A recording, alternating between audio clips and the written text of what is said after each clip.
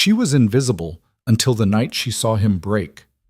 In the frozen hell of Ironridge, where power crushes everything and the Alpha's word is law, one woman nobody noticed was about to shatter every rule.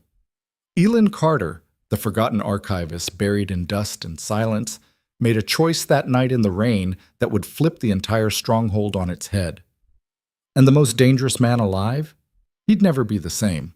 Stay until the end to see how the invisible woman brought an empire to its knees. Hit that like button and drop your city in the comments. Let's see where you're watching from. The wind came at Ironridge like it had a personal grudge. Elin Carter heard it screaming through the stone corridors long before she felt it. A low, furious howl that rattled the ancient window frames and made the candles flicker in their sconces. She'd been hunched over the same crumbling treaty document for 6 hours straight, her back aching, her eyes burning from the dim light, and her fingers stained black with centuries-old ink. Nobody ever came down here. Nobody even remembered this archive existed, and that was exactly how she preferred it. Section 12, subsection 4, she muttered to herself, squinting at the faded script. Territorial rights contingent upon what? Blood oath? Seasonal tribute? She leaned closer, her nose nearly touching the parchment. The handwriting was atrocious, like someone had written it during an earthquake while drunk. A particularly vicious gust of wind slammed against the keep, and somewhere above her something crashed. Elin didn't even flinch. In the 3 months since she'd arrived at Ironridge, shipped out here like unwanted cargo after the administrative restructuring back in the capital, she'd learned that the frontier didn't give a damn about your comfort. The storms came when they wanted. The cold bit through stone walls like they were made of paper. And the people? The people were worse than the weather. "Hey, Carter!" She closed her eyes. Fantastic. The voice echoed down the stone stairwell, followed by heavy boots and the kind of laughter that made her jaw tighten. Marcus. Of course it was Marcus, the supply master's nephew, who thought being related to someone important made him important too. "You still down here playing with your dusty books?" He appeared in the doorway, flanked by 2 other men she vaguely recognized from the kitchens. All of them were grinning like they'd just come up with the world's cleverest joke. "Don't you got a life?" Elin carefully set down the document and turned to face them, her expression blank. "Can I help you with something?" "We were just wondering," Marcus said, swaggering into the room with the confidence of someone who'd never been punched in the face hard enough. "If you ever actually see the sun, I mean, you're down here so much, you're starting to look like one of these old books, all pale and dusty." His friends laughed. It wasn't even a good insult. "I'm working," Elin said flatly. "Was there something you needed, or are you just bored?" Marcus's grin faltered slightly. He didn't like that she never rose to the bait, never got flustered or angry. It took the fun out of it for him. "You know what your problem is, Carter?" He leaned against one of the shelves, making it creak ominously. "You think you're better than everyone else, sitting down here with your translations and your fancy words. But you know what? Nobody cares. Whatever you're doing down here, it doesn't matter. You don't matter."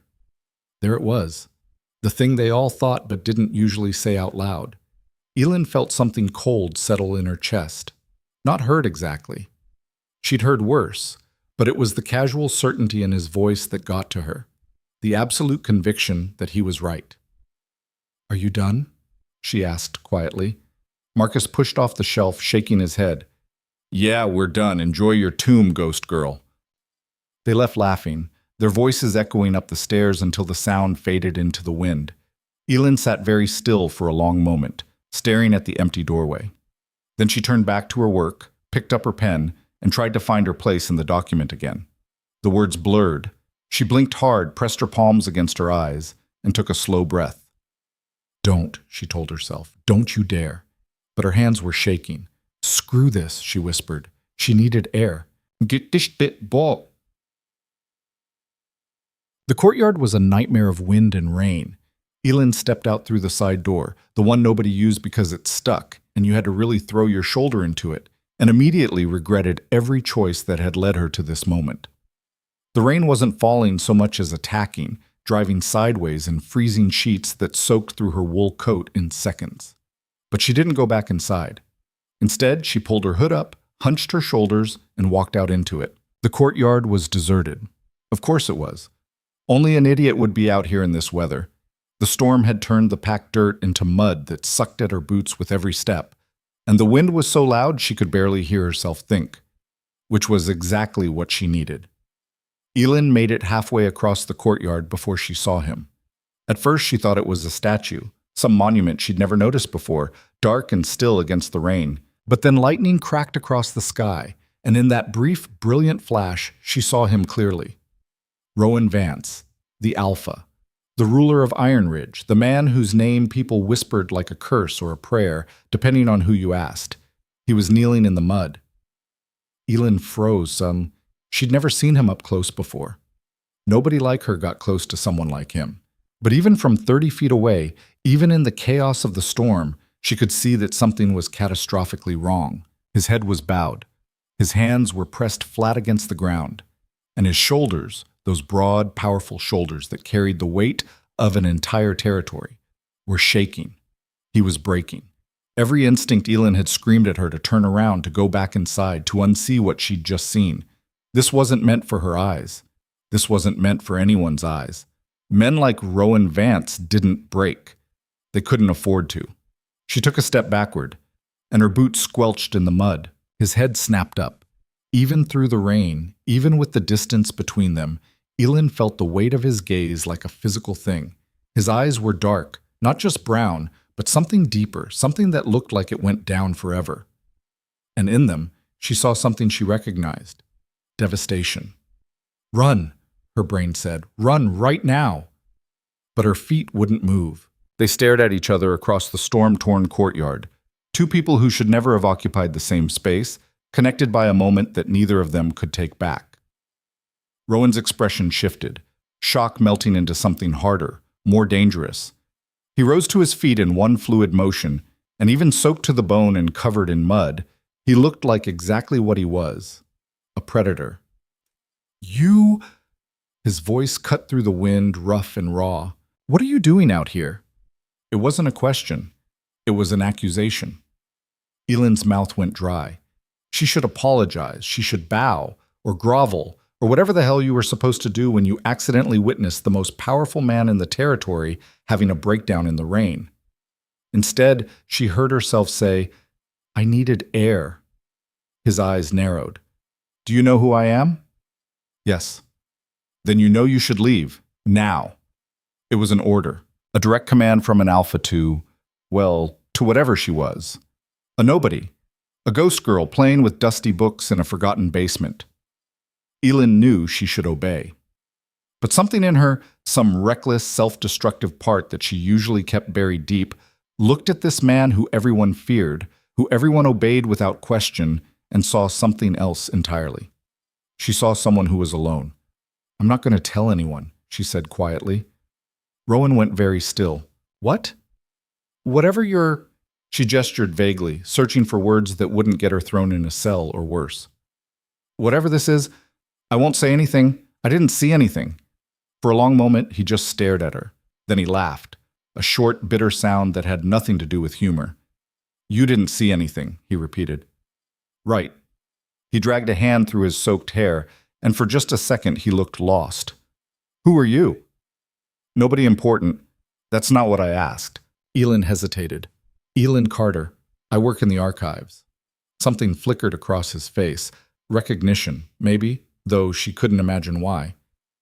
"The translator." She blinked. "You know about that." "I know everything that happens in Ironridge." His voice was flat now. The vulnerability she'd glimpsed earlier, locked away behind walls she could practically feel slamming into place. Including the fact that my supply master sends his idiot nephew to harass my staff instead of doing his actual job." "Oh. Oh no. You heard that?" Elin felt heat crawl up her neck despite the freezing rain. These walls carry sound better than you'd think. He took a step toward her, and she had to fight the urge to back away. "Why didn't you report it?" "Report it to who? You?" She let out a humorless laugh. "Right. I'm sure the Alpha has nothing better to do than handle personnel complaints from the basement dweller." His jaw tightened. "You think I don't care what happens to people in my keep? I think you have bigger problems than Marcus being an ass." "Like what?" The question caught her off guard. There was something in his tone, A challenge, maybe, or a test, like he was daring her to prove she knew anything about the weight he carried. Elin thought about the documents she'd been translating. The territorial disputes, the failed harvests in the outer settlements, the rival clans pushing at the borders, testing for weakness.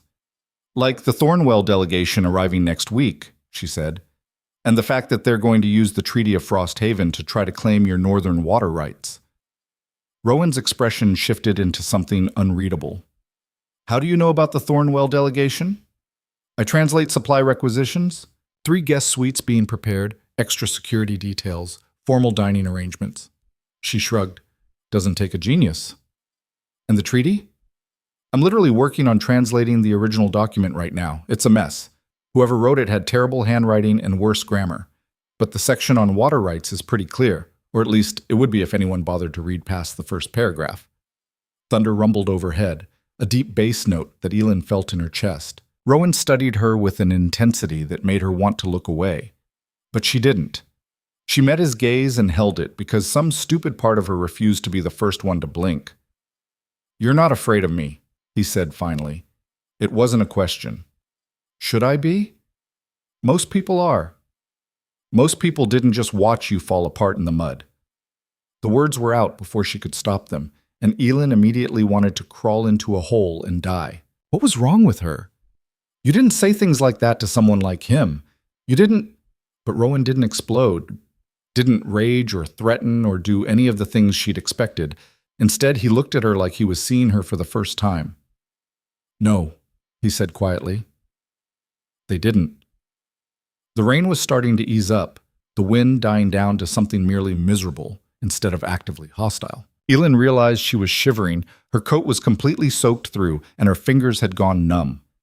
You should get inside, Rowan said. You're going to freeze to death. You should too. His mouth twitched, almost a smile, but not quite. Are you always this stubborn? Are you always this dramatic? The words slipped out before her brain could catch up, and Elin felt her eyes widen in horror. I'm sorry, I shouldn't have... Don't. He held up a hand, cutting her off, and this time he definitely smiled. It was small and tired and maybe a little broken, but it was real. Don't apologize for being honest. Nobody else around here is. They stood there in the dying storm, the alpha and the nobody, and something passed between them. An understanding, maybe. Or a recognition. The acknowledgement that they'd both seen something in each other that wasn't meant to be seen. The treaty, Rowan said abruptly. The water rights section. What does it actually say? Elin blinked at the subject change. You want to discuss this now? In the mud? In the rain? I want to know if I'm about to lose 1/3 of my territory because of bad penmanship. Fair enough. The short version? The treaty grants water rights to whoever maintains the aqueduct system. Not who built it originally, not who controls the land around it. Whoever keeps it functional. She wiped rain out of her eyes. The Thornwell delegation is going to argue that since their ancestors built it 200 years ago, they have inherent rights. But that's not what the treaty says. It says maintenance. Current, active, ongoing maintenance. And we maintain it. You maintain it. Your people, your resources. The records are in the archive. Maintenance logs going back 40 years, supply receipts, work orders, everything. She shrugged. They don't have a legal leg to stand on, but they're probably betting you don't know that. Rowan was quiet for a long moment, rain dripping from his hair, his clothes plastered to his frame. Then he said, Come to the council meeting tomorrow. Elin's brain short-circuited. What? The preliminary briefing for the Thornwell negotiation. Tomorrow morning, first bell. I want you there. No, that's not... I'm not council. I'm not anybody. I'm just... You're the person who actually knows what's in the treaty. His voice was firm now, back to the command she'd expected from the beginning. Be there. It wasn't a request. Elin opened her mouth to argue, to explain all the reasons why this was a terrible idea, why she couldn't possibly... But Rowan was already walking away, cutting across the courtyard toward the main keep with long, purposeful strides. She stood there alone in the rain, shivering and confused and completely out of her depth, watching him disappear into the darkness. What the hell just happened? She whispered to no one. The wind didn't answer. The council chamber was exactly as intimidating as Elin had feared. She'd barely slept, kept jerking awake, convinced that the whole thing had been some kind of fever dream, that the Alpha hadn't actually told her to show up to a high-level political briefing. But when first bell rang, echoing through the keep's stone corridors, she dragged herself out of bed and tried to figure out what the hell one wore to accidentally crash a council meeting. She'd settled on her least wrinkled shirt and her only pair of pants without visible patches. Not exactly impressive, but it was the best she could do.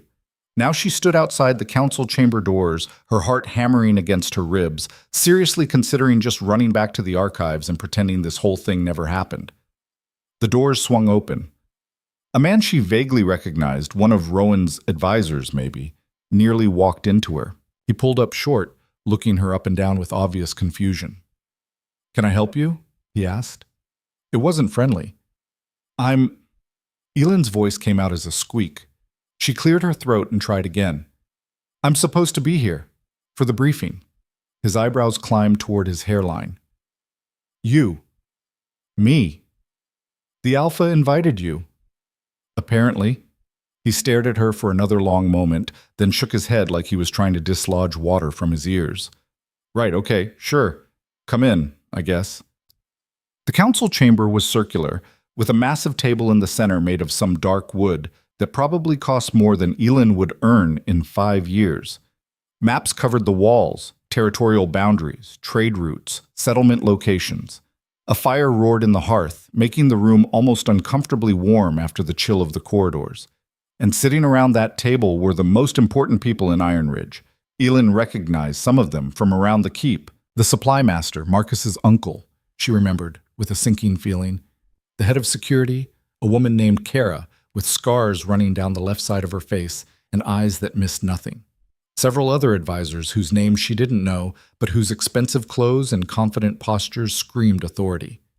And at the head of the table, reviewing a document with intense focus, was Rowan. He looked different in daylight, less like the broken man she'd seen in the rain, and more like the stories she'd heard, powerful, controlled, dangerous. His dark hair was pulled back, and he'd traded the mud-soaked clothes for a formal coat in deep gray that probably had some territorial significance she didn't understand. He glanced up as she entered, and their eyes met. For a second, she thought she saw recognition there, maybe even something like relief. But then his expression smoothed into professional neutrality. "Carter," he said. "Good, have a seat." Every head in the room swiveled toward her. The supply master looked like someone had just told him his house was on fire. Kara's eyes narrowed dangerously, and the advisor who'd let her in was staring at Rowan like he'd lost his mind. "Alpha," one of the other men said carefully, "I think there's been some kind of mistake. This is Elin Carter, the head translator for the archival department," Rowan said smoothly. "She's here to brief us on the Treaty of Frosthaven." The supply master found his voice. "With all due respect, sir, she's barely been here 3 months. Surely there's someone more experienced who could—" "Is there someone more experienced who's actually read the treaty?" Rowan's tone was mild, but there was steel underneath it. Silence. "That's what I thought." He gestured to an empty chair. "Sit, Carter." Elin's legs moved on autopilot, carrying her to the table and depositing her in a chair that was way too big and way too fancy. She felt like a kid who'd wandered into the wrong classroom and was too scared to leave. Rowan leaned back in his chair, his gaze sweeping the table. For those who weren't at yesterday's intelligence briefing, the Thornwell delegation arrives in 6 days. They're coming under the pretense of trade negotiations, but our sources indicate their actual goal is to challenge our claim to the northern water rights. "They've been making noise about that for years," Kara said. "What makes this different?" "This time they think they have legal grounds." Rowan slid a paper across the table toward her. "They've hired scholars from the capital to review the Treaty of Frosthaven. They believe they've found a clause that supports their claim." The supply master leaned forward. "And have they?" "That's what Carter is here to tell us." Rowan's eyes found Elin's across the table. "You said you've been working on the translation. What did you find?" Every person in the room was staring at her. Elin's mouth went dry. She'd prepared for this, spent half the night reviewing the documents, making notes, triple-checking her interpretations. But knowing the material and actually presenting it to a room full of people who probably thought she had no business being There were two very different things. The treaty is... She paused, trying to find the right words. It's a mess. The original was written in Old Continental, a dialect that's been dead for about 150 years, by someone who clearly didn't have formal legal training. The grammar is inconsistent, the terminology is archaic, and whoever did the last official translation made several critical errors. Errors in whose favor? One of the advisors asked sharply. Nobody's, actually. They just mistranslated, but the Thornwell delegation is going to exploit those mistranslations if they can. Rowan's expression didn't change, but she saw his fingers tap once against the table, a tiny tell that he was paying very close attention. Explain. Elin took a breath and pulled out the notes she'd brought.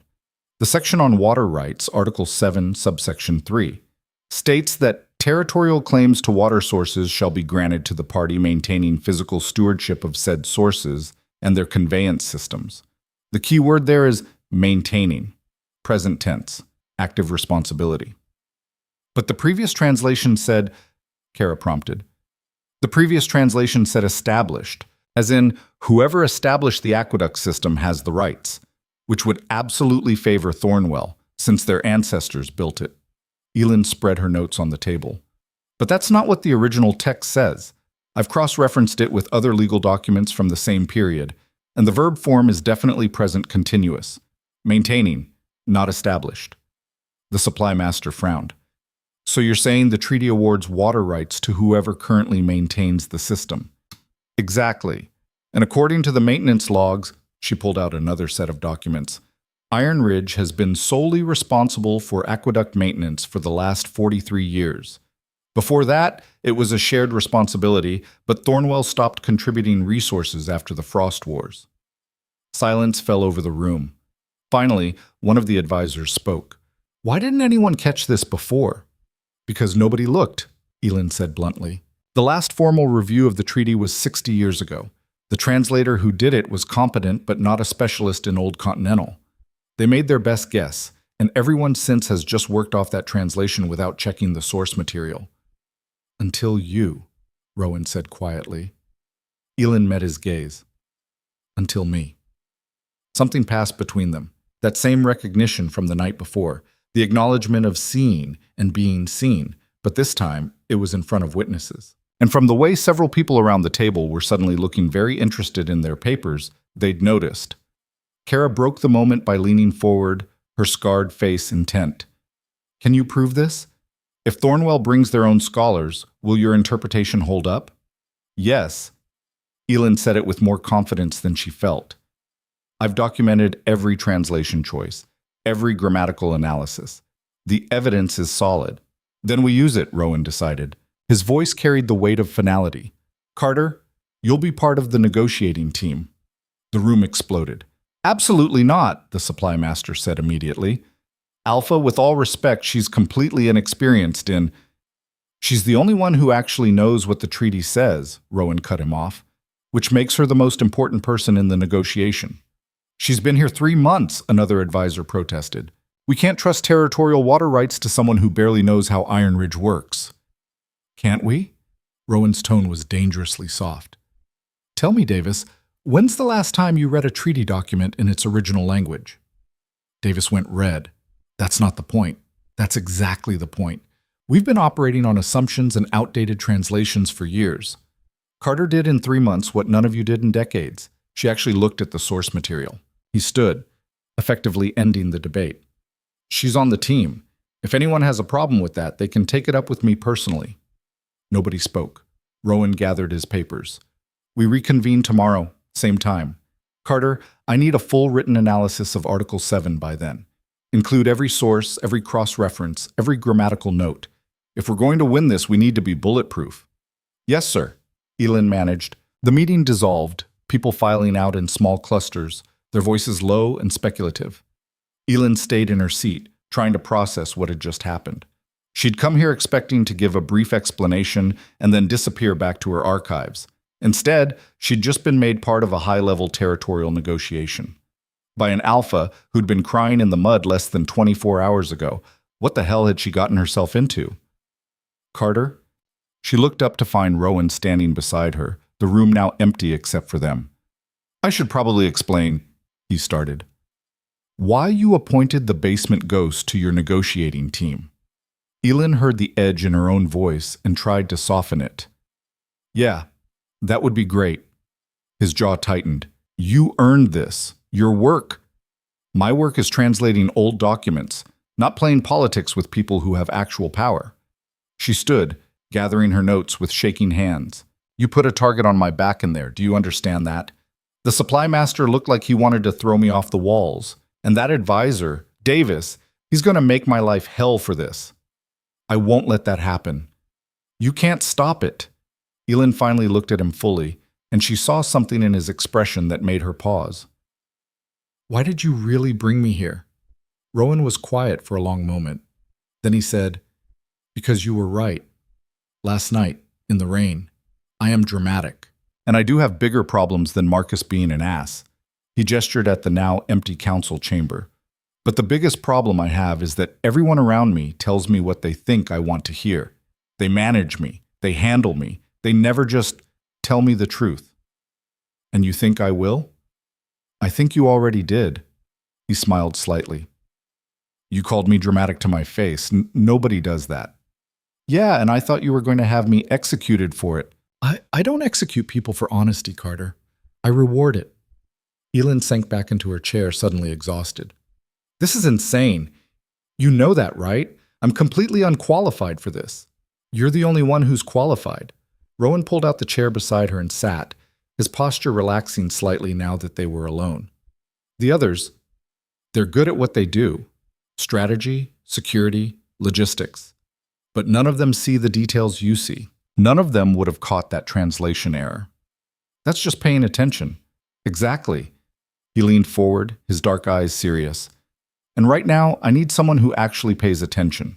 Someone who doesn't have an agenda or a family legacy to protect. Someone who will tell me what's real instead of what's convenient. Elin stared at him, this powerful man who ruled an entire territory, and saw beneath the surface to something raw and tired and maybe a little bit desperate. What happened last night? She asked quietly. In the rain, his expression shuddered immediately. I'm not asking as gossip. I'm asking because if we're doing this, if I'm really going to be part of your team, then I need to know what I'm walking into, what you're dealing with. For a long moment, she thought he wouldn't answer, thought he'd shut down or walk away, or remind her that she didn't have the right to ask. But then he said, My sister died 4 days ago. Elin felt something cold wash through her. I'm so sorry. She was in the outer settlements overseeing the winter preparations. There was an accident, a building collapse. She died instantly. His voice was flat, emotionless, but his hands were clenched into fists on the table. I got the news that evening, and I couldn't... He stopped, jaw working like the words were physically painful. You couldn't fall apart in front of everyone, Elin finished softly. So you waited until you thought you were alone. I'm the alpha. I don't get to break down. I don't get to grieve. I have to be strong, have to keep everything running, have to make decisions even when all I want to do is... He cut himself off, taking a sharp breath. But last night, in that storm, I thought maybe I could just let go, just for a moment. And then I showed up. And then you showed up. He looked at her, and there was something vulnerable in his expression that made her chest ache. But you didn't run. You didn't tell anyone. You just stayed. I didn't know what else to do, Elin admitted. Most people would have run, or worse, they would have used it. His voice turned hard. Information like that, the alpha breaking down, that's leverage. That's power. You could have sold that to my enemies, destroyed my credibility, undermined everything I've built. I'm not most people. No, Rowan said quietly. You're not. They sat there in the empty council chamber, two people who barely knew each other but who'd somehow stumbled into an understanding that felt dangerous and fragile and real. Finally, Elin said, I'll write your report, and I'll be at the negotiation. But if this goes sideways, if the Thornwell delegation makes me look like an idiot, I'm blaming you. The corner of his mouth lifted. Fair enough. And you need to eat something. You look like hell. He blinked, clearly not expecting that. Excuse me? You're the alpha. You're supposed to project strength and authority. Kind of hard to do that when you look like you haven't slept in a week and you're running on nothing but coffee and stress. She stood, gathering her notes. There's a kitchen staff that makes decent stew. Go eat. That's an order. You're giving me orders now? Someone has to. Elin headed for the door, then paused and looked back. And Rowan? I really am sorry about your sister. She left before he could respond, her heart pounding, her mind racing. She'd just ordered the Alpha of Ironridge to eat stew. She was definitely going to get executed. But as she walked back through the stone corridors toward her archives, Elin felt something unfamiliar stirring in her chest. Purpose. For the first time since she'd arrived at this frozen, hostile place, she felt like she mattered. And that was worth almost anything, even the inevitable disaster that was absolutely coming her way. The stew was cold by the time Elin made it back to the archives. She'd grabbed a bowl from the kitchen on her way down, more out of spite than hunger. If she was going to tell the Alpha to eat, she should probably follow her own advice. But then she'd gotten caught up in pulling references for the report, and hours had slipped by without her noticing. Story of her life, really. Article 7, subsection 3, she muttered, flipping through a stack of comparative legal texts. Cross-reference with the Winterhold Accords, the Maritime Treaty of 1847, and damn it, where did I put that grammar guide? A knock echoed through the archive. Elin's head snapped up. Nobody knocked. Nobody even came down here except to harass her, and they certainly didn't have the courtesy to knock first. It's open, she called, not moving from her position, surrounded by books and papers. The door creaked, and Rowan stepped through. Elin blinked, then blinked again. The Alpha of Ironridge was standing in her archive. She glanced at the window, well past midnight, judging by the darkness outside. Do you sleep? He asked, taking in the chaos of her workspace. Do you? She countered. Fair point. He moved into the room with that same predatory grace she'd noticed before, like every movement was calculated and controlled. But there was something different about him now. He looked less like the polished leader from the council meeting and more like the broken man from the rain. His coat was gone, his sleeves rolled up, and there were shadows under his eyes that spoke of exhaustion that went bone deep. He was carrying a plate. You didn't eat your stew, he said, setting it down on the only clear corner of her desk. Elin stared at the plate. Fresh bread, cheese, some kind of dried meat, and an apple that actually looked edible. You brought me food. You told me to eat. I'm returning the favor. That's not...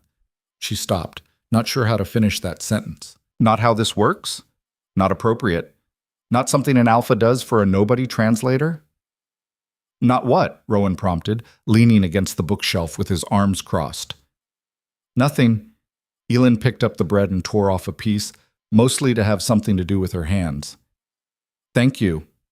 They sat in silence for a moment, Elin eating because apparently her body had decided it was starving, and Rowan watching her with an expression she couldn't quite read. The council wasn't happy after you left, he said finally. Elin swallowed her mouthful of bread. I'm shocked. Davis wants me to reconsider your involvement, says you're a liability. He's probably right. He's absolutely wrong. Rowan's voice was firm, but he's going to make things difficult, for both of us. So take me off the team. Elin said it before she could think better of it. Seriously, I can give you all my research, walk you through the translation, and you can present it yourself. Nobody has to know I was involved. Is that what you want? What I want doesn't matter. Answer the question, Carter. Elin set down the bread and looked at him, really looked at him. At the exhaustion etched into every line of his face, the weight pressing down on shoulders that were expected to carry an entire territory without bending. No, she admitted quietly. That's not what I want. Then why offer it? Because I'm trying to make this easier for you. You don't need the political headache of... Stop, Rowan cut her off. Stop trying to protect me from my own decisions. I chose to bring you into this. I stand by that choice.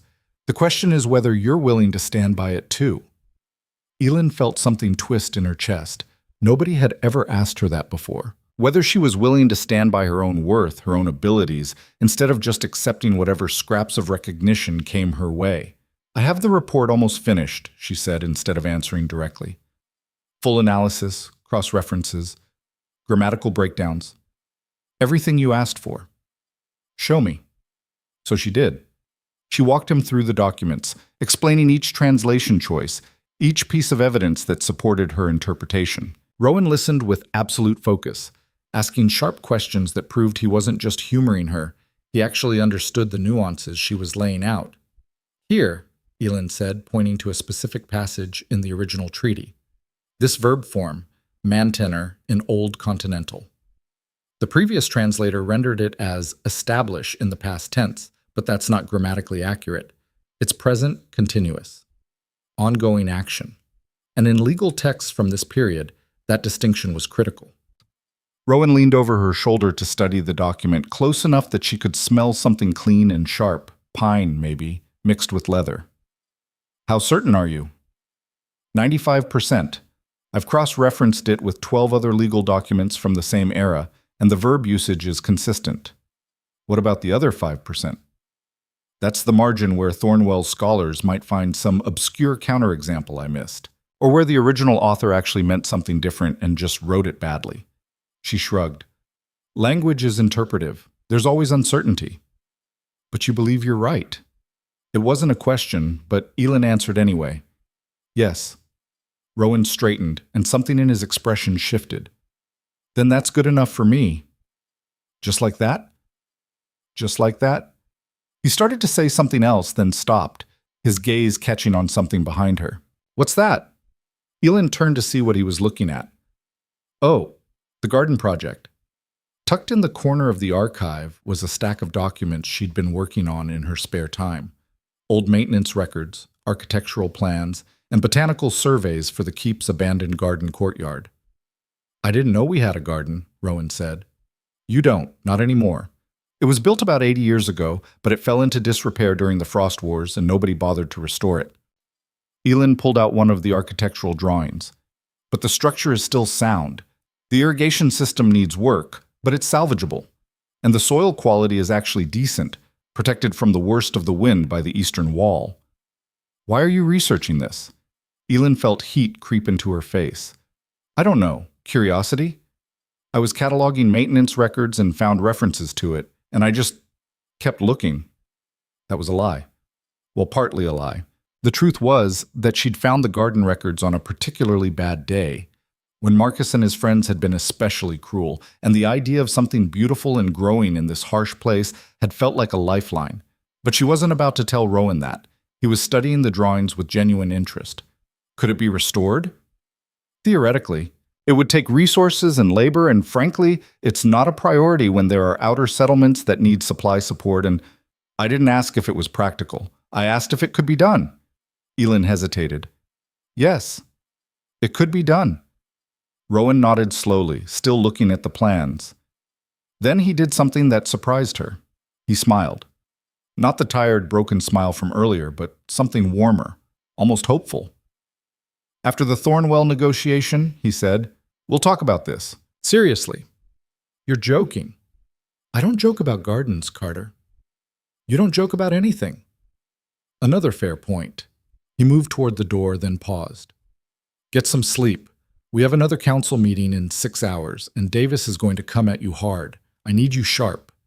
I'm always sharp. I'm starting to realize that.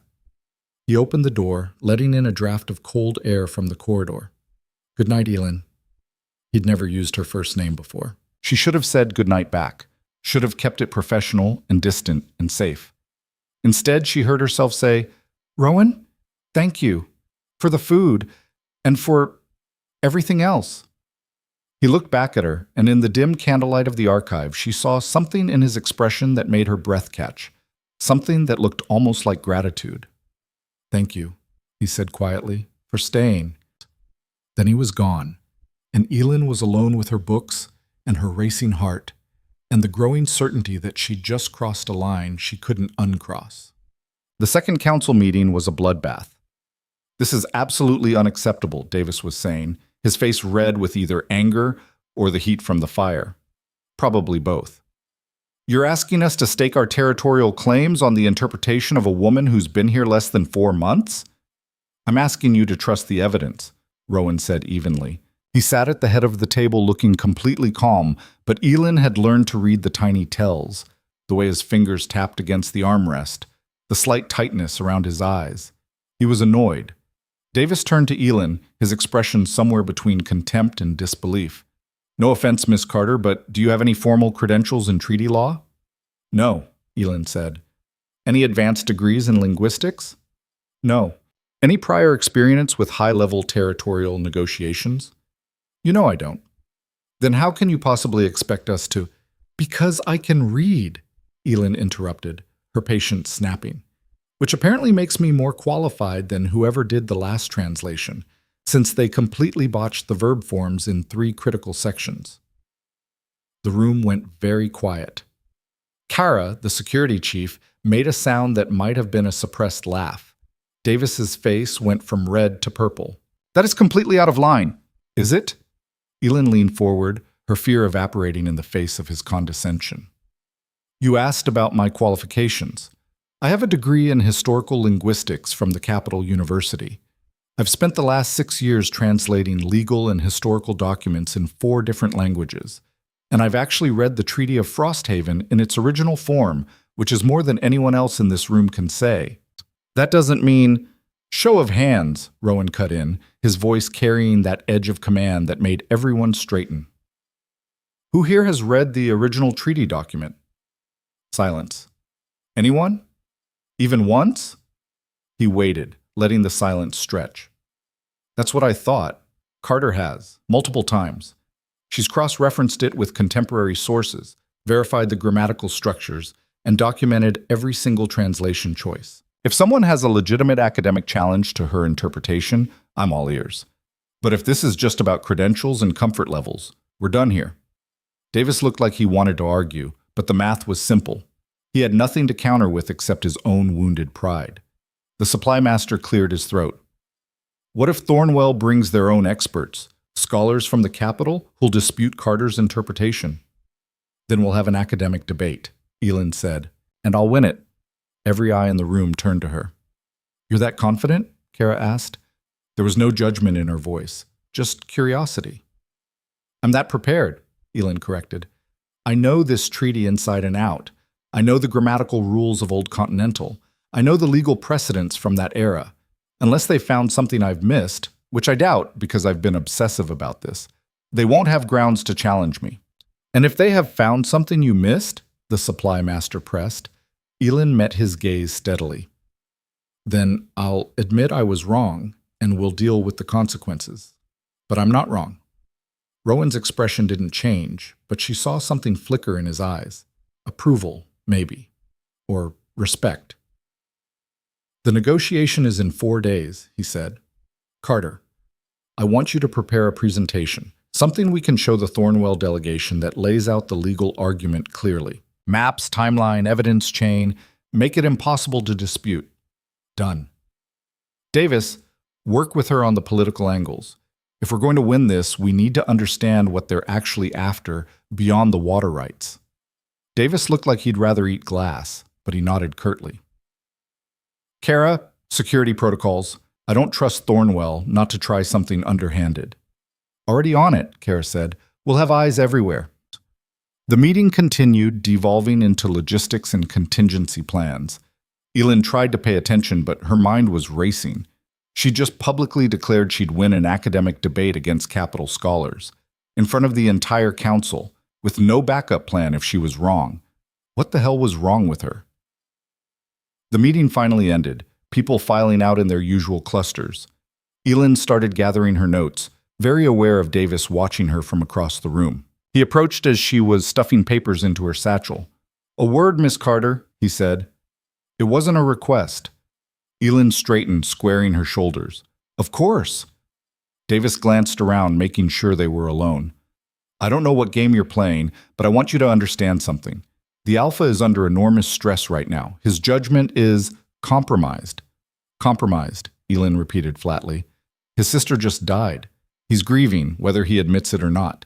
And in that state, he's vulnerable to manipulation." Something cold settled in Elin's stomach. "You think I'm manipulating him?"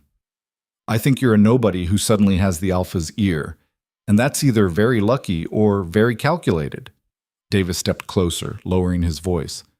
"Whatever your angle is, Political advancement, personal gain, or just the thrill of being close to power, I'm watching you. And if you do anything to undermine this territory or put the Alpha at risk, I will end you, professionally and personally. Are we clear? Elin stared at him, anger and hurt warring in her chest. Crystal clear. Is there anything else? Just remember, you're not special. You're not irreplaceable. And you're sure as hell not qualified to be making decisions that affect thousands of people. He turned to leave, then paused. Oh, and about working together on the political angles? I'll send someone from my staff. I don't have time to babysit. He walked out, leaving Elin standing alone in the council chamber, shaking with a fury she hadn't felt in years. Son of a bitch, she whispered. Which one? Elin spun around to find Kara leaning against the doorframe, her scarred face impassive. How long have you been there? Long enough. Kara pushed off the wall and walked into the room. Davis is an ass, but he's not entirely wrong. Thanks. That helps. I didn't say I agreed with him. I said he's not entirely wrong. Kara picked up one of the treaty documents from the table, scanning it briefly before setting it back down. The Alpha is under stress. His judgment might be affected, and you are a nobody who suddenly has access to the most powerful man in the territory. I didn't ask for this, Elin said through gritted teeth. I know. That's actually what makes me think you might be legitimate. Kara studied her with those sharp, assessing eyes. Davis thinks you're an opportunist. I think you're just someone who was in the wrong place at the wrong time and got pulled into something way over your head. Is there a point to this? The point is that you're about to walk into a room with some of the most cunning political operators in the Northern Territories, and they're going to eat you alive if you're not careful. Kara crossed her arms. So I'm going to give you some advice, free of charge. Don't try to be something you're not. Don't pretend to be a politician or a strategist. Just be what you are, someone who knows the material cold and isn't afraid to prove it. Elin blinked. That's actually helpful. Thank you. Don't thank me yet.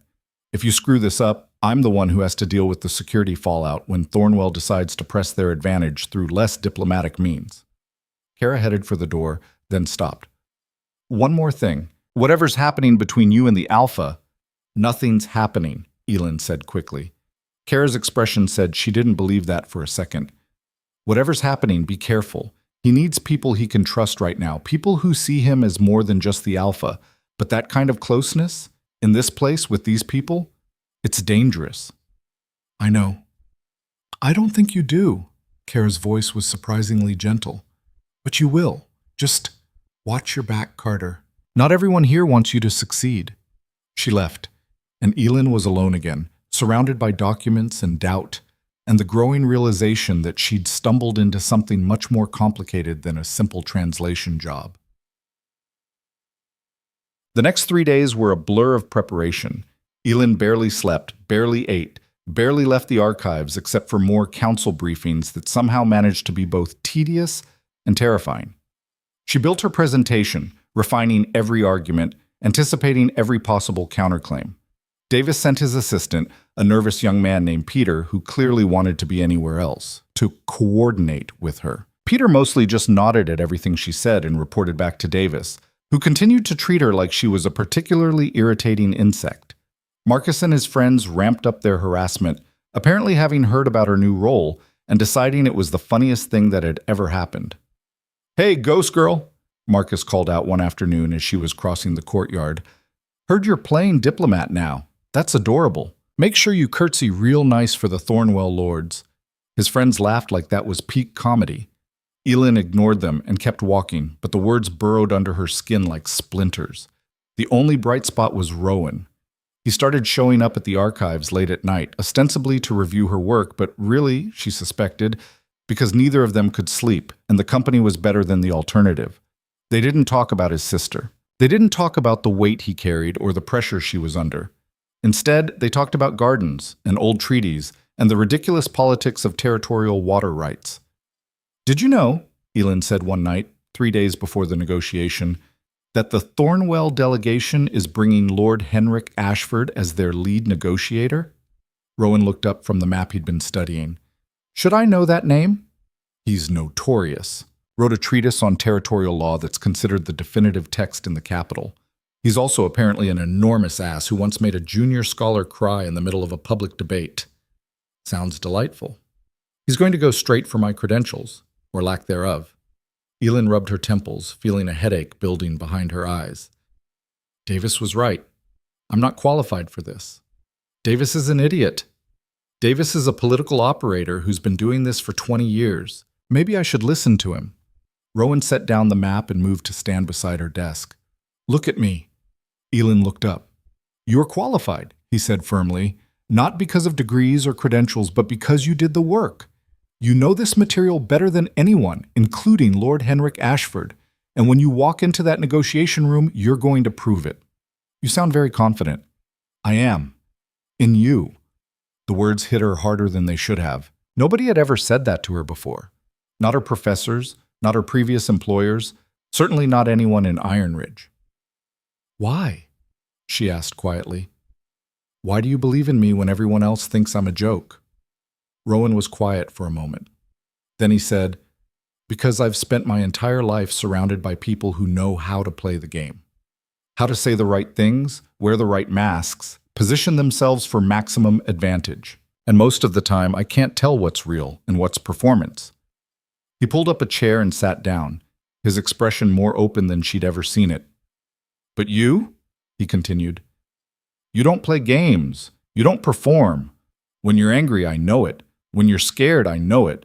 When you think I'm being an idiot, you tell me to my face. He smiled slightly. That kind of honesty is rare, and it's valuable. Or it's just me not knowing when to keep my mouth shut. Maybe, but I'll take honest and tactless over political and false any day. Elin felt something warm unfurl in her chest, something dangerous and impossible and completely inappropriate given their respective positions. The negotiation, she said, forcing herself back to safer ground. Walk me through what happens, procedurally. So he did. They spent the next hour going over protocols, power dynamics, and the subtle ways Thornwell might try to gain advantage. Rowan was a good teacher, patient and clear, never making her feel stupid for asking questions. They'll try to intimidate you, he said, especially Ashford. He'll question your credentials, your methodology, maybe even your character. The goal is to make you defensive, get you emotional, force you to make mistakes. So what do I do? Don't take the bait. Answer with facts. If he attacks your credentials, cite your sources. If he attacks your methodology, show your work. If he attacks you personally, ignore it completely and redirect to the evidence. Sounds easy, Elin said dryly. It's not. It's going to be the hardest thing you've ever done, but I'll be there. And if he crosses a line, I'll shut it down. You can't protect me from legitimate questions. I won't, but I can protect you from bullying disguised as inquiry. Rowan's voice was firm. Trust me, Elin. I've got your back. The use of her first name sent a shiver down her spine. He'd been doing that more lately, dropping the formal Carter in private moments, like they were friends instead of alpha and subordinate. Except they weren't friends, were they? Friends didn't look at each other the way Rowan was looking at her right now. Friends didn't have this crackling tension in the air between them, this awareness that felt electric and terrifying. I should get back to work, Elin said, breaking eye contact before she did something monumentally stupid. Right, of course. Rowan stood, and for a second she thought he might say something else, something that would change the fragile balance they'd found. But he just said goodnight and left, and Elin was alone with her racing heart and the growing certainty that this was all going to end in disaster. The Thornwell delegation arrived on a morning so cold that the rain turned to sleet halfway through. Elin watched from the archives window as the carriages rolled into the courtyard, flanked by guards in formal livery.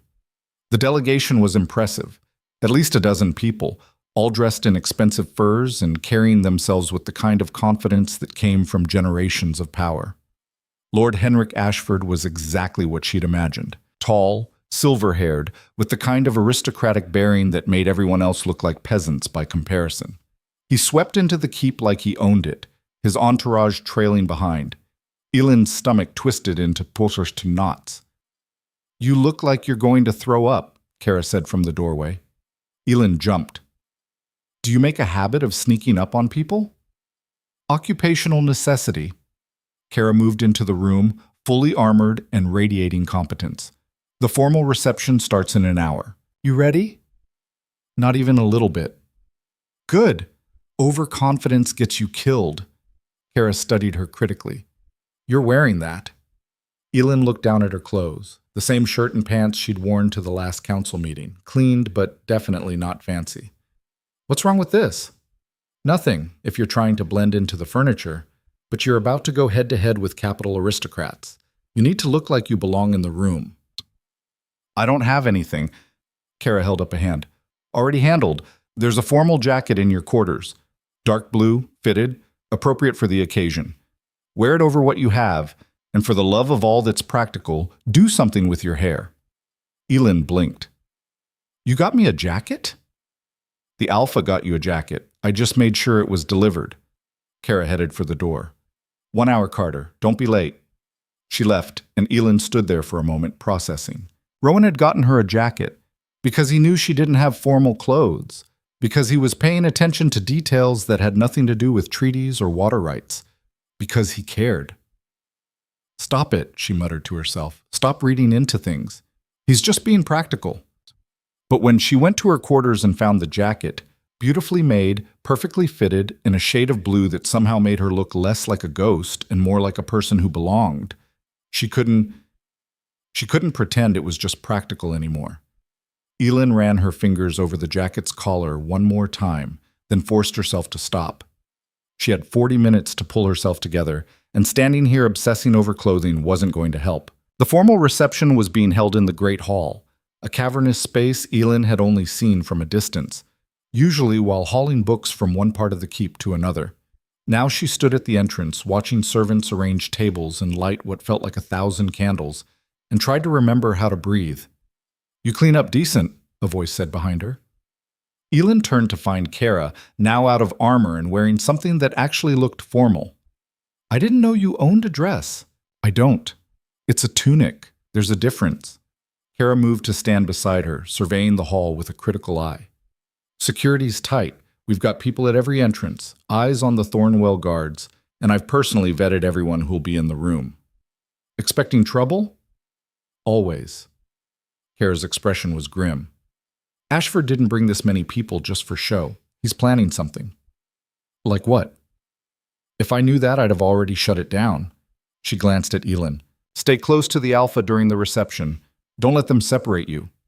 You think they'll try?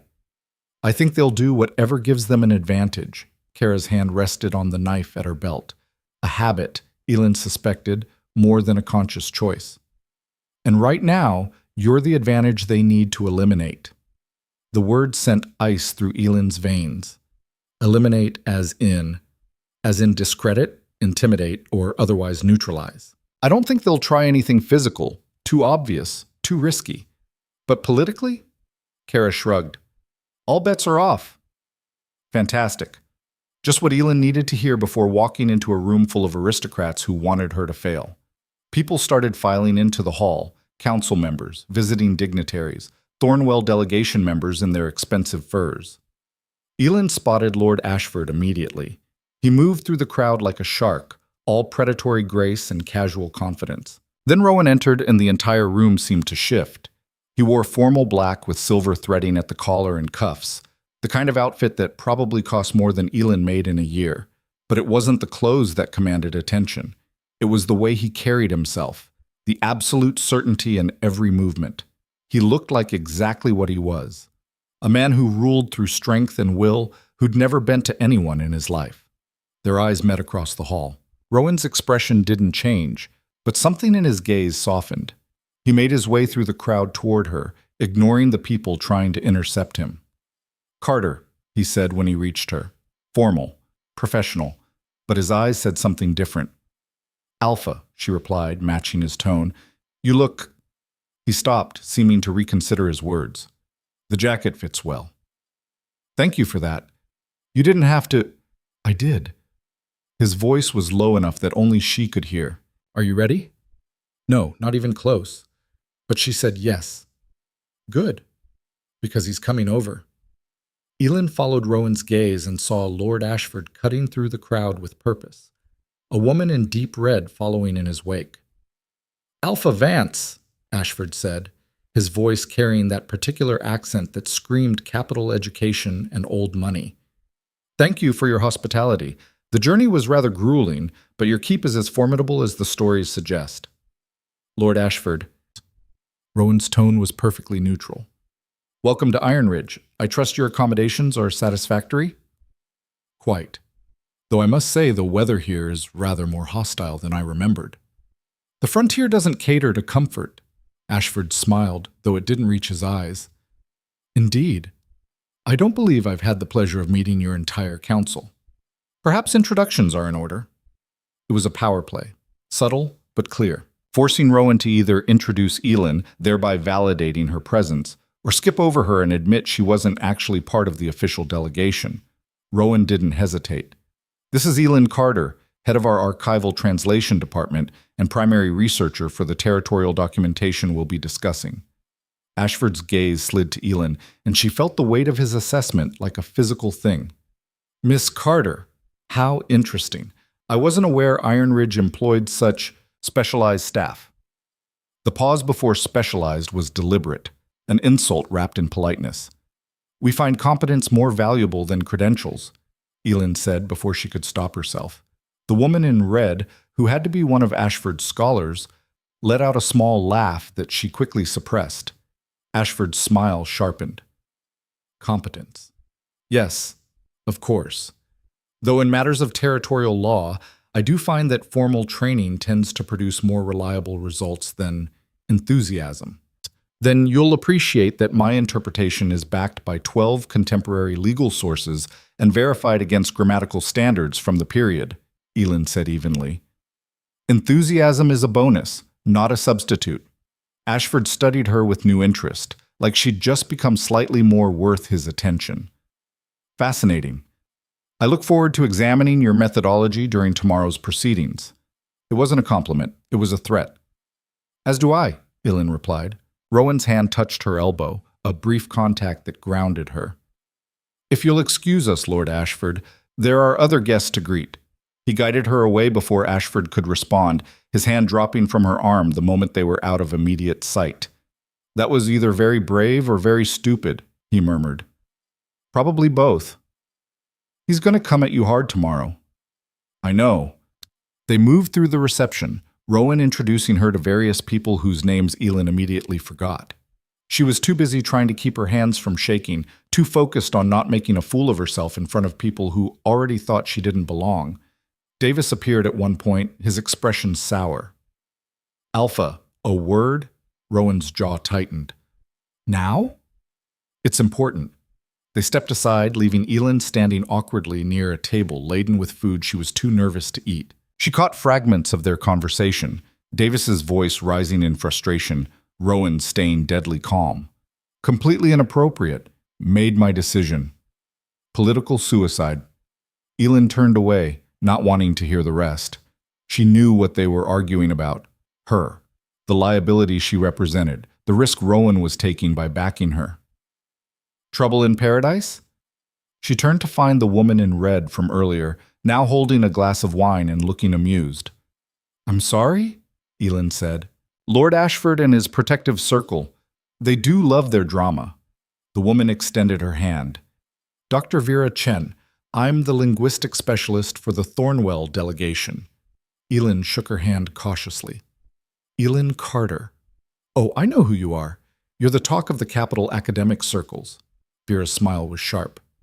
"The mysterious translator who supposedly found errors in the Frosthaven Treaty that everyone else missed for 60 years. People are quite divided on whether you're brilliant or delusional. What do you think?" "I think I'm very much looking forward to seeing your evidence." Vera sipped her wine. "Fair warning, Lord Ashford is planning to eviscerate you tomorrow. He's already prepared 3 separate arguments to undermine your credibility." "Why are you telling me this?" "Because I don't particularly like Lord Ashford, and I enjoy watching arrogant men get proven wrong." Vera's expression turned more serious. "But more than that, I actually read your preliminary notes, the ones your council circulated to our delegation, and I think you might be right." Elin blinked. You do? About the verb forms? Yes. About the maintenance interpretation? Possibly. You've done solid work. Vera glanced over her shoulder to where Ashford was holding court with a group of Thornwell nobles. But solid work won't be enough tomorrow. Ashford doesn't care about being right. He cares about winning, and he'll use every political, personal, and procedural trick he knows to make you look incompetent. So what do I do? Don't play his game. He'll try to make it about credentials and authority and who has the right to interpret law. Don't let him. Make it about evidence. Force him to engage with the actual material instead of the meta-arguments around it. Vera set down her wine glass. And whatever you do, don't get emotional. The moment you show anger or hurt, he's won. Why are you helping me? Vera smiled slightly. Let's just say I have a vested interest in seeing competent women succeed in male-dominated fields. Also, like I said, I enjoy watching Ashford lose. She walked away, leaving Elin more unsettled than before. Rowan returned a few minutes later, his expression tight with barely suppressed anger. We're leaving. What? The reception's barely... Now, Carter. His tone left no room for argument. Elin followed him out of the great hall, through a side corridor she'd never been down before, and into a small study that looked like it might be his personal office. He closed the door and leaned against it, his eyes shut. What happened? Elin asked. Davis just tried to have you removed from the negotiation team. The words hit like a punch. What? He brought a formal complaint to the council, said your involvement represents an unacceptable risk, that your lack of credentials undermines our position, that I'm letting personal feelings cloud my judgment. Rowan's eyes opened, and the fury in them was almost frightening. He actually suggested I was being manipulated. He said that to my face a few days ago, Elin said quietly. Rowan pushed off the door. He what? After the council meeting. He cornered me, told me he thought I was using you, said he'd end me if I put you at risk. She shrugged, trying to act like it didn't hurt. He's not wrong to be suspicious. I am nobody. I don't have credentials. And you are taking a huge risk backing me. Stop. It's true. Stop. Rowan crossed to her in 2 strides, his hands gripping her shoulders. I am not being manipulated. I am not clouded by grief. And I am not making a mistake by trusting you. How do you know? Because I've spent my entire life making calculated decisions about who to trust and who to use. And you, Elin Carter, are the most trustworthy person I've met in years. The intensity in his voice made her throat tight. Rowan, I overruled Davis. You're staying on the team, but he's going to make this difficult for both of us. Maybe you should, if you suggest removing yourself one more time, I'm going to lose what's left of my patience. His hands dropped from her shoulders. I need you at that negotiation. Not just because you know the material, but because you're the only person in this entire keep who I know will tell me the truth, even when it's inconvenient. They stood close enough that Elin could see the exhaustion etched into every line of his face, the weight he carried that never seemed to lighten. Okay, she said softly. I'll be there. Some of the tension left his shoulders. Thank you. But you need to eat something and sleep. You look like death. Charming as always, Carter. Someone has to be honest with you, right? She moved toward the door. Come on, let's raid the kitchens before the reception ends and someone notices we're both gone. They snuck through the keep like thieves, avoiding the main corridors and the crowd still lingering from the reception. The kitchen was mostly deserted, just a few staff cleaning up from the evening's preparations. Elin grabbed bread and cheese while Rowan found some kind of cold roast. They sat at a small table in the corner, eating in comfortable silence. Tell me about your sister, Elin said suddenly. Rowan's hands stilled. Why? Because you never talk about her. And grief doesn't go away just because you ignore it. For a long moment, she thought he wouldn't answer. Then he said, her name was Lyra. She was 3 years younger than me, stubborn as hell, and completely fearless. A ghost of a smile crossed his face. When we were kids, she used to climb the keep walls just to prove she could. Nearly gave our mother a heart attack every time. She sounds wonderful. She was. She wanted to make things better, not through politics or power plays, but through actual work, building things, fixing things, helping people. His voice roughened. The outer settlements loved her. She'd show up in the middle of winter with supplies and labor crews, work alongside them until the job was done. No ceremony, no recognition, just doing what needed to be done. That's why you want to restore the garden, Elin realized. It was her kind of project. Rowan nodded. She would have loved it, making something beautiful in this harsh place, proving that survival doesn't have to mean just enduring. They sat in silence, the weight of loss heavy between them. "I'm sorry," Elin said, "for your loss and for everything else. Don't apologize for things that aren't your fault." Rowan reached across the table, his hand covering hers. "You've been the only good thing in this nightmare of a week." The contact sent electricity up her arm.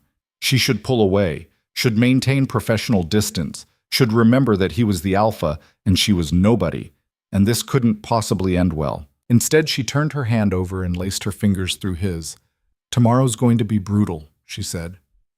"Yes. I might completely fall apart." "You won't. How do you know?" "Because you're stronger than you think you are." His thumb traced patterns on her palm. "And because I'll be right there beside you." They sat like that for a long moment, hands intertwined, neither willing to be the first to let go. Then footsteps echoed in the corridor outside, and they jerked apart like guilty children. Kara appeared in the doorway, her expression carefully neutral. "The reception's ending. Thornwell delegation is retiring for the night. Tomorrow's proceedings start at first bell." "We'll be ready," Rowan said. Kara's eyes flicked between them, seeing too much. But all she said was, "Get some sleep, both of you. It's going to be a long day." But the negotiation chamber was smaller than Elin expected. She'd imagined something grand, a huge space designed to intimidate, with high ceilings and formal seating. Instead, it was intimate, almost cozy, with a single large table and barely enough room for everyone to fit comfortably, which somehow made it worse. The Thornwell delegation sat on one side, Lord Ashford flanked by Dr. Chen and two other advisors, with several assistants standing behind them. Ironridge held the other side, Rowan at the center, Elin to his right, Davis and Kara to his left, with their own support staff arrayed behind. Between them lay maps, documents, and the original Treaty of Frosthaven in its protective case. "Shall we begin?" Ashford said pleasantly. Too pleasantly. Rowan nodded. "The agenda is straightforward. We're here to resolve the question of water rights as pertains to the Northern Aqueduct System, as originally established by the Treaty of Frosthaven." "Indeed. And Thornwell's position is quite simple. The treaty grants those rights to the territory whose citizens constructed the system. That would be us." "That's one interpretation," Rowan said evenly. "We believe the treaty actually grants rights based on ongoing maintenance, not original construction." Ashford smiled. "And this interpretation comes from our head translator, Miss Carter, who has conducted an extensive analysis of the original treaty language." "Ah, yes, Miss Carter." Ashford turned his attention to Elin, and she felt the full weight of his focus. "Perhaps you could walk us through your methodology, for those of us trained in proper scholarly analysis." The insult was clear. Elin kept her expression neutral. "Of course. The critical passage is Article 7, subsection 3, in the original Old Continental. I can provide copies of my translation notes for review." She slid documents across the table. "Doctor?" Chen picked one up immediately, scanning it with obvious interest. "The key verb in question," Elin continued, "is mantener. Previous translations rendered this as establish in past tense, but grammatically, that's incorrect. The verb form is present continuous, indicating ongoing action, not completed action." "And you base this on," Ashford prompted, "contemporary grammatical sources from the same period, cross-referenced with 12 other legal documents using similar construction." Elin pulled out another set of papers. "I've documented every source here." Dr. Chen looked up. "She's right about the verb form." Ashford's expression didn't change, but something flickered in his eyes. "That may be, Dr. Chen, but interpretation requires context beyond simple grammar. The intent of the treaty must be considered." "Then consider the historical context," Elin said, and Pete thought. "The treaty was written during a period of rapid territorial expansion, when maintenance of infrastructure was a critical concern. Multiple contemporary documents emphasize ongoing stewardship as the basis for territorial claims." Or, Ashford countered. The treaty recognized Thornwell's historical contribution and granted perpetual rights in acknowledgement of that investment. Then why use present continuous tense? Elin shot back. If they meant perpetual rights based on past construction, they would have used past perfect, habían establecido. But they didn't. They used mantener, which explicitly requires ongoing action. Unless the scribe simply made an error, one of Ashford's advisors suggested. These documents were written by hand, often under difficult conditions. Grammatical inconsistencies were common. They were, Elin agreed, which is why I cross-referenced the verb usage across the entire document. Mantener appears 17 times, and in every single instance it's used to indicate present continuous action. If it was a scribal error, it was remarkably consistent. Dr. Chen was now fully engaged, leaning forward. What about the maintenance provisions in Article 9? How do those relate? Article 9 establishes the responsibility structure.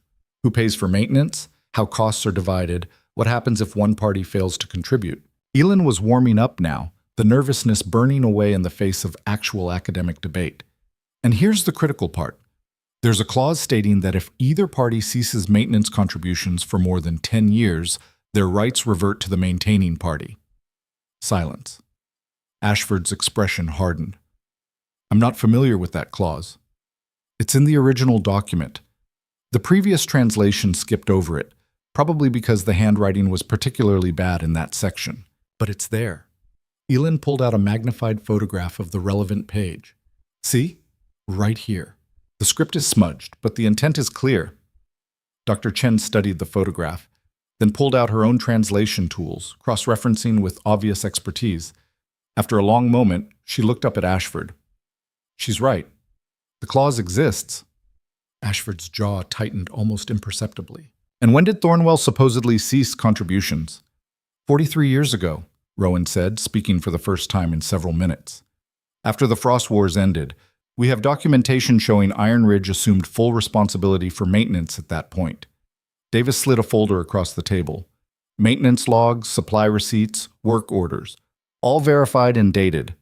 Ashford picked up the folder, flipping through pages with increasing irritation. This proves nothing. These could be fabricated. They're not, Dr. Chen said quietly. She was still studying Elin's translation notes, her expression thoughtful. Lord Ashford, I believe we need to reconsider our position. Dr. Chen, the evidence is compelling, the grammatical analysis is sound, and the maintenance clause is legitimate. She set down her papers. If we pursue this claim, we'll lose. Badly. The room went very quiet. Ashford stared at his own scholar like she'd just committed treason. Then his gaze swung to Elin, and the fury there was barely contained. How convenient, he said, his voice like ice, that these critical documents and translations suddenly appear after decades of being overlooked. They weren't overlooked, Elin said. They were mistranslated. There's a difference. Or perhaps they were deliberately misrepresented to support a predetermined outcome. Ashford leaned forward. Tell me, Miss Carter, what exactly are your qualifications for making such bold claims about treaty interpretation? A degree in historical linguistics and 6 years of professional translation experience. From where? The Capital University. How interesting, and yet I've never heard of you. I know most of the reputable scholars in that field, and your name has never come up. Maybe you don't know as many people as you think you do. The words were out before Elin could stop them, and she immediately regretted it. That was exactly the kind of emotional response Vera had warned her against. Ashford smiled, sensing blood in the water. Or perhaps you're simply not as qualified as you claim. Perhaps you're a minor functionary with delusions of expertise elevated beyond her abilities by an alpha who— Careful, Rowan's voice cut through the room like a blade. Very careful how you finish that sentence. Ashford met his gaze, and something dangerous passed between them. I'm simply suggesting that credentials matter, that proper scholarly training exists for a reason, that we shouldn't overturn 60 years of accepted interpretation based on the amateur analysis of someone with no standing in the academic community. Amateur, Elin repeated. Her hands were shaking under the table, but she kept her voice steady. You want credentials? Fine. Here's what I've translated in the last 6 years. 3 military treaties from the Frost Wars period, the complete archive of the Northern Alliance trade agreements, and the historical records for 4 different territorial disputes, including the West Marsh water rights case that set the precedent you're currently trying to cite. Ashford's expression flickered, just for a second, but Elin saw it. I know that case, she continued. I know it backwards and forwards because I was the one who translated the original documents. And you know what it actually says? The exact opposite of what you think it says. The precedent you're relying on explicitly favors ongoing maintenance over historical construction. Dr. Chen was staring at her with new respect. You translated the West Marsh documents? Under contract for the Territorial Council, yes. Those translations were cited in 3 major legal journals. They're considered definitive. I'm aware. Ashford's face was now carefully blank, but Elin could see the calculation behind his eyes. He'd gambled on her being a nobody with no real credentials, and he'd just lost that bet spectacularly. Nevertheless, he said, recovering smoothly, even skilled translators can make errors when dealing with complex legal language. I'd like to propose an independent review. No, Rowan said flatly. Alpha Vance, surely you can see the value in... I can see you're trying to delay because you know you've lost. Rowan's voice was cold. The evidence is clear. The legal argument is sound, and you have no legitimate counterclaim. We have historical precedent. You have a misinterpretation of a treaty that was written before your great-grandfather was born. Rowan stood, effectively ending the discussion. Here's what's going to happen. You're going to withdraw your claim to the Northern water rights. In exchange, we'll agree to favorable trade terms on the southern routes and a reduction in crossing fees for the next 5 years. Ashford rose as well, his expression ugly. And if we refuse, then we take this to the Territorial Council in the capital, where my translator's credentials and documentation will be examined by actual scholars, who will confirm what we already know, that you're wrong. Rowan's smile was sharp. How do you think that will look for Thornwell? Being publicly proven wrong by a frontier territory you've spent years dismissing as backwards? The threat was clear. Ashford could accept the compromise and save face, or he could fight and be humiliated on a much larger stage. Davis spoke up for the first time, his voice surprisingly steady. The Alpha's offer is generous, Lord Ashford. I suggest you accept it. Even Davis was backing the play. That had to hurt. Ashford looked around the table, at his own scholar who'd defected to the truth, at his advisors who clearly saw the writing on the wall, at Elin who'd just dismantled his entire strategy. We'll need to discuss this privately, he said stiffly. You have until sunset, Rowan said. After that, the offer expires. The Thornwell delegation filed out, Ashford's fury radiating off him in waves. Doctor. Chen lingered for a moment, catching Elin's eye and giving her a small nod of approval before following the others. Then it was just the Ironridge delegation, standing in stunned silence. Davis broke first. Well, that was unexpected. Carter, Kara said, that was possibly the most badass thing I've ever seen. Elin's legs suddenly felt weak. She sank into her chair, her whole body shaking with delayed adrenaline. I can't believe I just did that. You destroyed him, Rowan said, and there was something in his voice that made her look up. Pride. Absolute, unquestioning pride. Completely and utterly destroyed him. He's going to accept the compromise, Davis said, sounding slightly dazed. He has to. We've got him cornered. Thanks to Carter. Rowan's gaze never left Elin's face, who apparently translated the West Marsh documents and forgot to mention it. It didn't seem relevant, Elin mumbled. Not relevant. Right. Rowan laughed. Actually laughed, the sound surprising everyone in the room. You casually dropped that you did work that's considered definitive in 3 major legal journals, and it doesn't seem relevant. I just translate things. I didn't think... That's your problem, Carter. You don't think you're worth anything. Rowan crouched beside her chair, his dark eyes serious. But you just won us a territorial negotiation that could have cost us everything. You proved yourself against one of the most renowned legal scholars in the territory, and you did it with nothing but facts and evidence and sheer stubborn competence. Elin felt tears prickling at her eyes and blinked them back furiously. Don't. I'm barely holding it together as it is. Then let go. You earned it. Not here. Not in front of... She gestured vaguely at the others. Rowan stood, making a decision. Everyone out. Dismissed. We reconvene in 3 hours to review Thornwell's response. Davis looked like he wanted to protest, but something in Rowan's expression stopped him. He left, followed by Kara and the others, until it was just Rowan and Elin in the empty chamber. The moment the door closed, Elin buried her face in her hands and let the shaking take over. I thought I was going to throw up, she said, her voice muffled. The entire time I thought I was going to throw up or cry or just completely fall apart. But you didn't. I wanted to run. When he started questioning my credentials, all I wanted was to disappear back to the archives and pretend this never happened. But you didn't, Rowan repeated. He pulled up a chair beside her. You stood your ground, and you fought, and you won. This time. What about next time? What about when... Stop, Rowan said gently. He reached out, pulling her hands away from her face. Just for a moment, stop thinking about next time and all the ways this could go wrong. Right now, in this moment, you won. Let yourself feel that. Elin looked at him, really looked at him, and saw something in his expression that made her breath catch.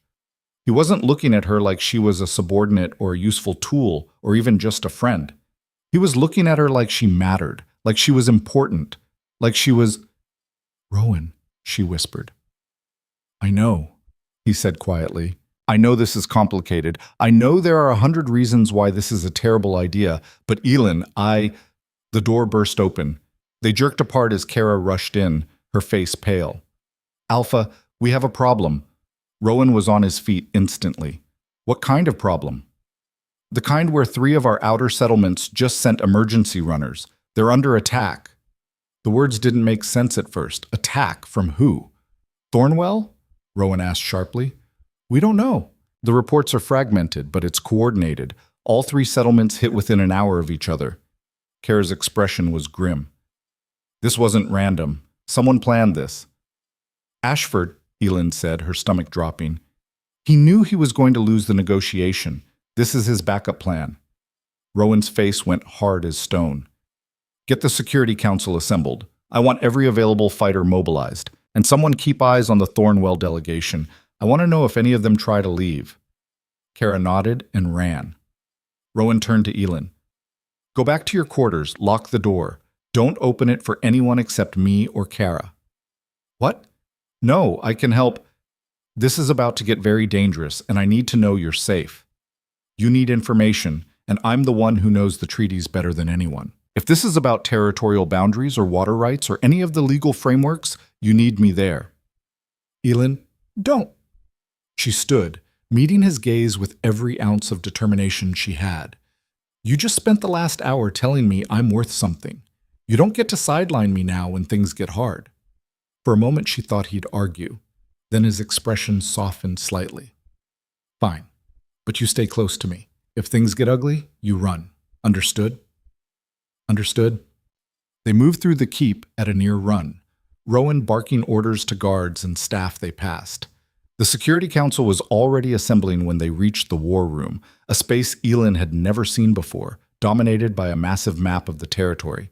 Kara was placing markers on the map. Settlements here, here, and here, all reporting armed raiders. Numbers are unclear, but it's at least 30 fighters per location. That's 90 fighters minimum, one of the military advisors said. We don't have that kind of force just lying around. Who has those resources? Thornwell does, Davis said grimly. Or they could have hired mercenaries. Either way, this is a coordinated assault. Rowan studied the map, his expression unreadable. What are they after? The aqueduct, Elin said suddenly. Everyone turned to look at her. Look at the locations. All 3 settlements are along the northern aqueduct line. If they can take and hold those points, they physically control the water system. Legal rights won't matter if they have actual possession. The room went silent. Son of a bitch, Kara breathed. She's right. This isn't just harassment. It's a takeover. Rowan's jaw was tight enough to crack teeth. How long to mobilize our forces? 4 hours to get a meaningful response force together. 6 to get them to the settlements. We don't have 6 hours. Rowan's hands were braced on the table, his mind clearly racing through scenarios. They'll have fortified positions by then. We could try negotiating, Davis started. With the man who just launched a military assault during diplomatic proceedings? Rowan's voice was sharp. He's already broken every protocol. He won't negotiate in good faith. Then what do we do? The military advisor asked. Elin stared at the map, her mind working furiously. There had to be something, some angle they were missing. The maintenance clause, she said. Rowan looked up. What? Article 9 of the treaty, the maintenance clause. It doesn't just establish rights, it establishes responsibilities, including security provisions for the aqueduct system. She moved to the table, her finger tracing the treaty document they'd brought from the negotiation. Here, the maintaining party shall bear full responsibility for the security and protection of the water conveyance system, including defense against hostile action. I don't see how that helps us, Davis said. It means Thornwell is in direct violation of the treaty by attacking the system we're responsible for maintaining. It's not just a border skirmish or a territorial dispute. It's a treaty violation that gives us legal grounds to request intervention from the Territorial Council. That still takes time we don't have, Kara said. But it changes the political calculus, Elin argued. If we can prove Thornwell launched this attack, they lose everything. Not just this negotiation, but their credibility with every other territory. The council will come down on them hard. Rowan was staring at her like she'd just handed him a weapon. We need proof. The Thornwell delegation is still here, Kara said slowly. If we can connect them to the attack, communication, orders, anything, we have our proof. Search their quarters, Rowan decided. Quietly. I want correspondence, supply records, anything that links them to those raiders. That's a massive breach of diplomatic protocol, Davis warned. So is launching a military assault during negotiations. Rowan's voice was cold. Do it. Kara left at a run. Rowan turned to his military advisor. Get our forces mobilized anyway. If we can't stop this politically, we'll do it by force. But Elin's right. If we can prove Thornwell's involvement, we end this before it starts. The room erupted into organized chaos, people running to execute orders, messengers dispatched, forces being assembled. Elin stood at the edge of it all, watching Rowan coordinate a military response with the same focused intensity he'd brought to the treaty negotiation. He was in his element. This was what an alpha did. Made impossible decisions under pressure, commanded through crisis, held everything together when the world was falling apart. And somehow, impossibly, he'd made her part of it. Carter. She looked up to find him beside her, his expression serious. If this goes wrong, he said quietly, if Ashford manages to take those settlements, then we fight to take them back. This could turn into an actual war. People could die. People might die anyway if we do nothing. Elin met his gaze. You taught me that sometimes the bold choice is the only choice. So we prove Thornwell's involvement, we bring down the hammer of the Territorial Council, and we end this before it escalates. Rowan's hand found hers, squeezing once. When did you get so brave? About the same time I met an alpha who was crying in the rain and needed someone to tell him it was okay to be human. A ghost of a smile crossed his face. Worst decision I ever made, letting you see that. Best decision you ever made. The moment stretched between them, fragile and fierce, and absolutely inappropriate given everything happening around them. Then Kara burst back into the room, holding a leather dispatch case. Got it, she said, breathless. Found this hidden in Ashford's room. Correspondence with a mercenary captain. Dates, payment schedules, target locations, everything. Rowan took the case, flipping through the documents with increasing fury. He planned this weeks ago, before the negotiation even started. It was never about winning the legal argument, Elin realized. It was a distraction. Keep us focused on the treaty while his forces moved into position. And we walked right into it, Davis said bitterly. No, Rowan said. He walked into our trap. He just doesn't know it yet. He handed the documents to Kara. Get these to the Territorial Council immediately. Fastest riders we have. I want this in front of them before sunset. And Ashford? Kara asked. Rowan's smile was sharp and absolutely terrifying. Bring him to me. Lord Henrik Ashford entered the war room flanked by guards, his expression shifting from annoyance to alarm as he took in the assembled crowd. What is the meaning of this? He demanded. I'm a diplomat under guest protection. You're a war criminal, Rowan said flatly. He tossed the dispatch case onto the table. Care to explain this? Ashford's face went white. That's private correspondence. That's evidence of you orchestrating military attacks on Ironridge settlements during diplomatic negotiations, which, by the way, violates about 17 different treaties and protocols. You have no right to search my private quarters. I have every right when those quarters are being used to coordinate an assault on my people. Rowan's voice was deadly calm. Here's what's going to happen. You're going to call off your mercenaries. You're going to withdraw your claim to the water rights, and you're going to pay reparations for the damage you've caused. I will do no such thing. Or, Rowan continued, as if Ashford hadn't spoken, I send this evidence to the Territorial Council. They convene a tribunal, and you spend the next decade explaining to every territory in the North why they should ever trust Thornwell again. Your choice. Ashford's expression was ugly with rage and fear. You're bluffing. The dispatch riders left 10 minutes ago. By tomorrow, every territory will know what you've done. Rowan leaned forward. The only question is whether you cooperate now and mitigate the damage, or fight and lose everything. The silence was suffocating. Ashford looked around the room, seeing nothing but hostile faces. His own scholar, Dr. Chen, stood in the corner looking disgusted. Finally, he said, My advisors acted without my knowledge. Don't, Rowan cut him off. Don't insult my intelligence by pretending you weren't in control. You planned this, you executed it, and now you're caught. Ashford's shoulders slumped almost imperceptibly. What are your terms? Immediate withdrawal of all forces, full reparations for damages, public acknowledgement of Ironridge's water rights, and you never set foot in my territory again. That's generous, Rowan said. Considering I could have you arrested for war crimes. Ashford stared at him with undisguised hatred. But the math was simple. He'd lost, and fighting would only make it worse. Fine, he spat. You'll have your withdrawal order within the hour. You'll write it now, here, where I can watch you do it. Rowan gestured to the table. And then you and your delegation are leaving, tonight. Ashford looked like he wanted to argue, but something in Rowan's expression must have convinced him that would be a fatal mistake. He sat, pulled out parchment, and began writing. Elin watched from the side of the room, her heart still pounding with adrenaline. They'd done it. Actually done it. Turned what should have been a catastrophic defeat into a complete victory. And it had all hinged on a treaty clause she'd almost overlooked.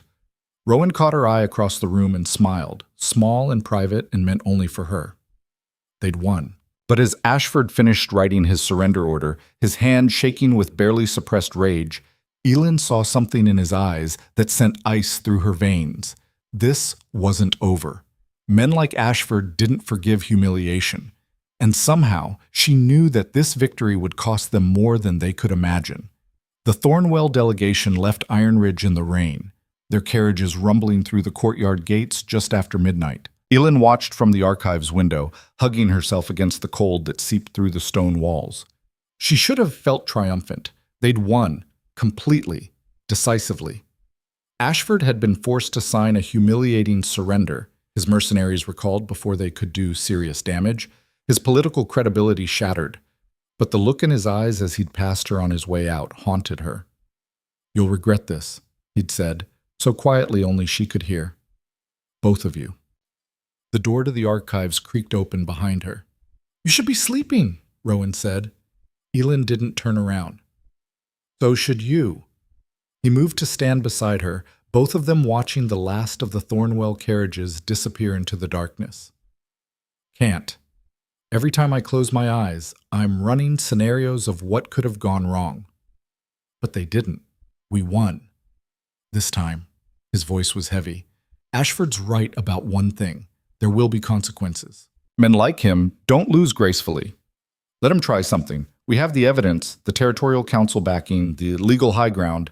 None of that matters if he decides to come at us through channels we can't control. Rowan rubbed his face, exhaustion etched into every line. Politics, trade embargoes, alliance pressure. There are 100 ways he can make our lives difficult without ever setting foot in Ironridge again. Elin finally looked at him. Really looked at him. The formal jacket was gone, replaced by a simple shirt with the sleeves rolled up. His hair was disheveled like he'd been running his hands through it, and his eyes, those dark, intense eyes, were shadowed with something that looked like fear. "Hey," she said softly, "we'll handle it. Whatever comes, we'll handle it. Will we?" He turned to face her fully. "Elin, you just made an enemy of one of the most powerful men in the Northern Territories. He's going to come after you, and I can't—" He stopped, jaw clenching. "I can't promise I can protect you from everything he might try. I don't need you to protect me." "Yes, you do. You have no idea what people like Ashford are capable of. I just watched him coordinate a military assault during diplomatic negotiations. I'm pretty sure I have some idea." Elin crossed her arms. "And I'm still here, still standing, still not running away." Rowan stared at her for a long moment. Then, unexpectedly, he laughed. A short, rough sound that held more despair than humor. "You're either the bravest person I've ever met or the most reckless. Can't I be both?" Apparently. He moved closer, close enough that she could feel the warmth radiating from him, despite the cold room. "I should send you away. Send you somewhere safe, somewhere Ashford can't reach you. You going to order me to leave? Would you listen if I did?" Not even a little bit. His mouth quirked despite the tension. "That's what I thought." He reached out, his fingers brushing a strand of hair away from her face. The gesture was gentle, almost tentative. "What am I going to do with you, Carter? Keep me around and see what happens?" Her voice came out smaller than intended. "That's what terrifies me. I know what happens when I keep people close. They get hurt. He cut himself off, but Elin heard what he didn't say. "They die. Like his sister." "Rowan," she said, catching his hand before he could pull away. "I'm not Lyra. I'm not going to break just because the world is hard. Everyone breaks eventually. Then let me decide when and how." She held his gaze, refusing to look away. "You don't get to make that choice for me." For a moment she thought he might argue, might pull rank and send her away anyway, for her own protection or his peace of mind or whatever justification he could come up with. Instead, he said, "The council wants to meet tomorrow. Early. They're calling it a strategic debrief, but it's really about deciding what comes next." "And what does come next?" "That depends on who you ask. Davis thinks we should fortify our position, avoid any action that might provoke Thornwell further. Kara wants to press our advantage, use the momentum to renegotiate other outstanding territorial disputes." He paused. "And I don't know what I want, except to make sure my people are safe and my territory is secure. Everything else is just noise." "What about the garden?" The question surprised him. "What?" "The garden project. The one we talked about before all this chaos." Elin moved to her desk, pulling out the architectural plans she'd been studying. "You said after the Thornwell negotiation we'd talk about it seriously. Well, the negotiation's over, so let's talk." Rowan looked at the plans like she'd just suggested building a palace made of gold. "You want to discuss landscaping right now?" "I want to discuss doing something that isn't about defense or territory or political maneuvering." She spread the plans across the desk. "Something that's about making this place better, instead of just protecting what we have." "Elin, your sister wanted to build things, fix things, make things better." Elin met his eyes. "So let's do that. Let's restore this garden and prove that survival isn't just about enduring, it's about creating something worth surviving for." The silence stretched between them, heavy with everything unsaid. Then Rowan smiled, a real smile this time, warm and genuine. "You're using my own words against me. Is it working?" "Maybe." He studied the plans with growing interest. "How much would this cost?" "Less than you'd think. The structure's sound. We'd need soil amendments, seeds, basic tools. Labor's the biggest expense. But if we use existing staff during slow periods..." She caught herself rambling and stopped. "I worked up a full budget proposal. It's in the files somewhere." "Of course you did." Rowan shook his head, but he was still smiling. "All right, bring it to the council meeting tomorrow. We'll add it to the agenda." "Seriously?" "Seriously. If we're going to rebuild after this mess with Thornwell, we might as well rebuild something beautiful. He started toward the door, then paused. Get some sleep, Elin. That's an order from your alpha. What are you going to do? Lie awake and worry about all the things that could still go wrong. It's kind of my specialty. That's a terrible specialty. I'm aware. He hesitated in the doorway. Thank you for today, for all of it. I didn't do anything except translate some documents and get mouthy with an aristocrat. You did everything. His voice was quiet but firm. You saved this territory. You saved me from making a catastrophic mistake, and you're still here, even though you have every reason to run. Before Elin could respond, he was gone, leaving her alone with architectural plans and a heart that was beating way too fast.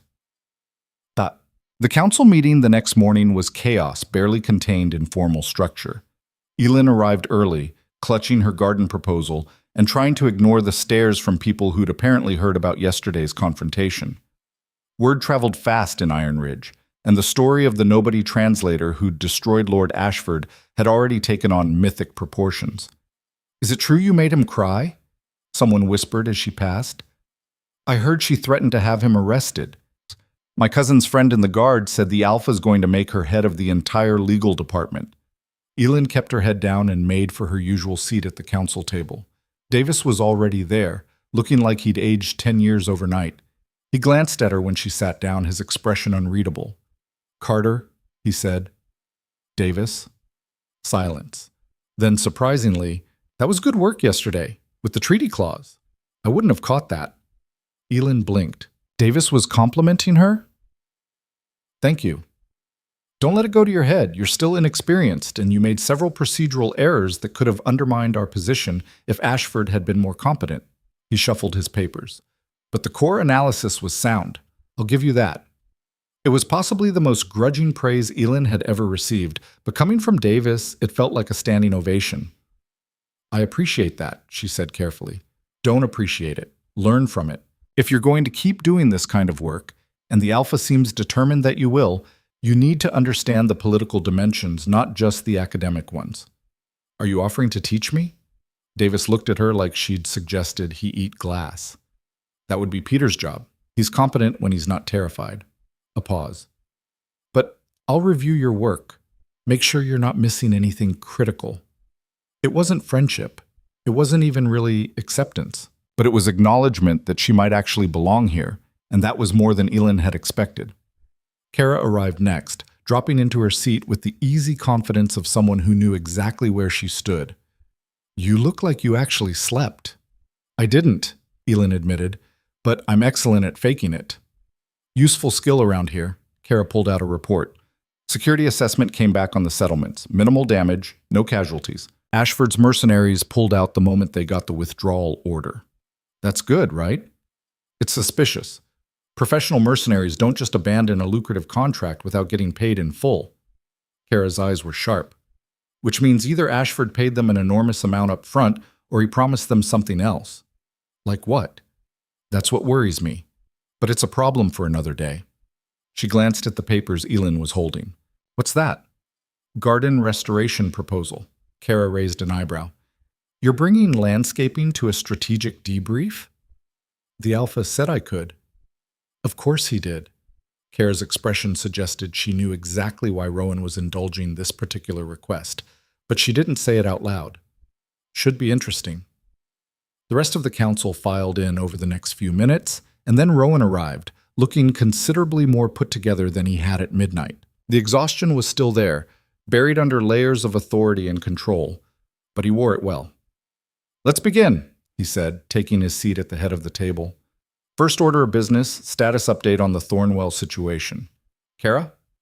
Kara delivered her security report, followed by updates from various advisors on diplomatic fallout, trade implications, and territorial council responses. The consensus was clear. Ironridge had won big, and the reverberations were being felt across the entire Northern Territory network. The council's already circulated our evidence to all member territories, one advisor reported. Thornwell's credibility is in the toilet. Several existing trade agreements are being reconsidered. Good, Rowan said. But we don't get complacent. Ashford will be looking for ways to strike back, and he's got resources we can't match directly. Davis, what's our exposure? Davis launched into a detailed analysis of vulnerabilities, trade dependencies, political alliances that could shift, economic pressure points. It was thorough and depressing. So basically, Elin said when he finished, we're in a stronger position than before, but we're not invincible. That's diplomatic speak for we're still screwed if Thornwell decides to wage economic warfare, Davis said dryly. Then we don't give them the chance. Rowan's voice was firm. We diversify our trade partnerships, strengthen our internal economy, and make ourselves less dependent on goodwill from territories that might turn on us. He looked around the table. I want proposals on my desk by the end of the week. What can we produce ourselves? Where can we find new trade partners? How do we build resilience into the system? People started taking notes, the energy in the room shifting from defensive to proactive. Second order of business, Rowan continued. Carter has a proposal for infrastructure development. Elin? Every eye turned to her. Elin's mouth went dry. Right. So, the abandoned garden courtyard in the eastern wing. She spread out the architectural plans, walking them through the proposals she'd developed. The costs, the timeline, the potential benefits, not just aesthetic, but practical. Fresh vegetables and herbs could supplement food stores. The restored space could serve as a morale booster during harsh winters. It would provide work for people who needed it. This is a vanity project, one of the advisors said dismissively. We should be focusing resources on defense and economic stability, not decorative landscaping. It's not decorative, Beast, Elin argued. It's functional, and it's a statement. What kind of statement? That we're not just surviving, that we're building something better. She looked directly at Rowan. Your sister understood that. She knew that morale matters, that giving people something beautiful to look at and work on makes them stronger, not weaker. The room went very quiet. Rowan's expression was carefully neutral, but Elin saw the flicker of pain in his eyes at the mention of Lyra. How much? He asked. Initial phase? About 2,000 marks? Full restoration over 2 years, maybe 8,000 total. That's not insignificant, Davis said. Neither is giving our people a reason to believe the future can be better than just endless winter and political maneuvering. Elin kept her voice steady. We just proved we can win against powerful enemies through intelligence and preparation. Why can't we prove we can create something worth protecting? Another silence. Then Kara said, I think it's a good idea. Heads turned. What? Kara shrugged. Morale's important, and the Eastern Courtyard's been an eyesore for decades. Might as well do something with it. I agree, said another council member, the one who handled public works. The infrastructure's salvageable, and it would provide employment during the slow season.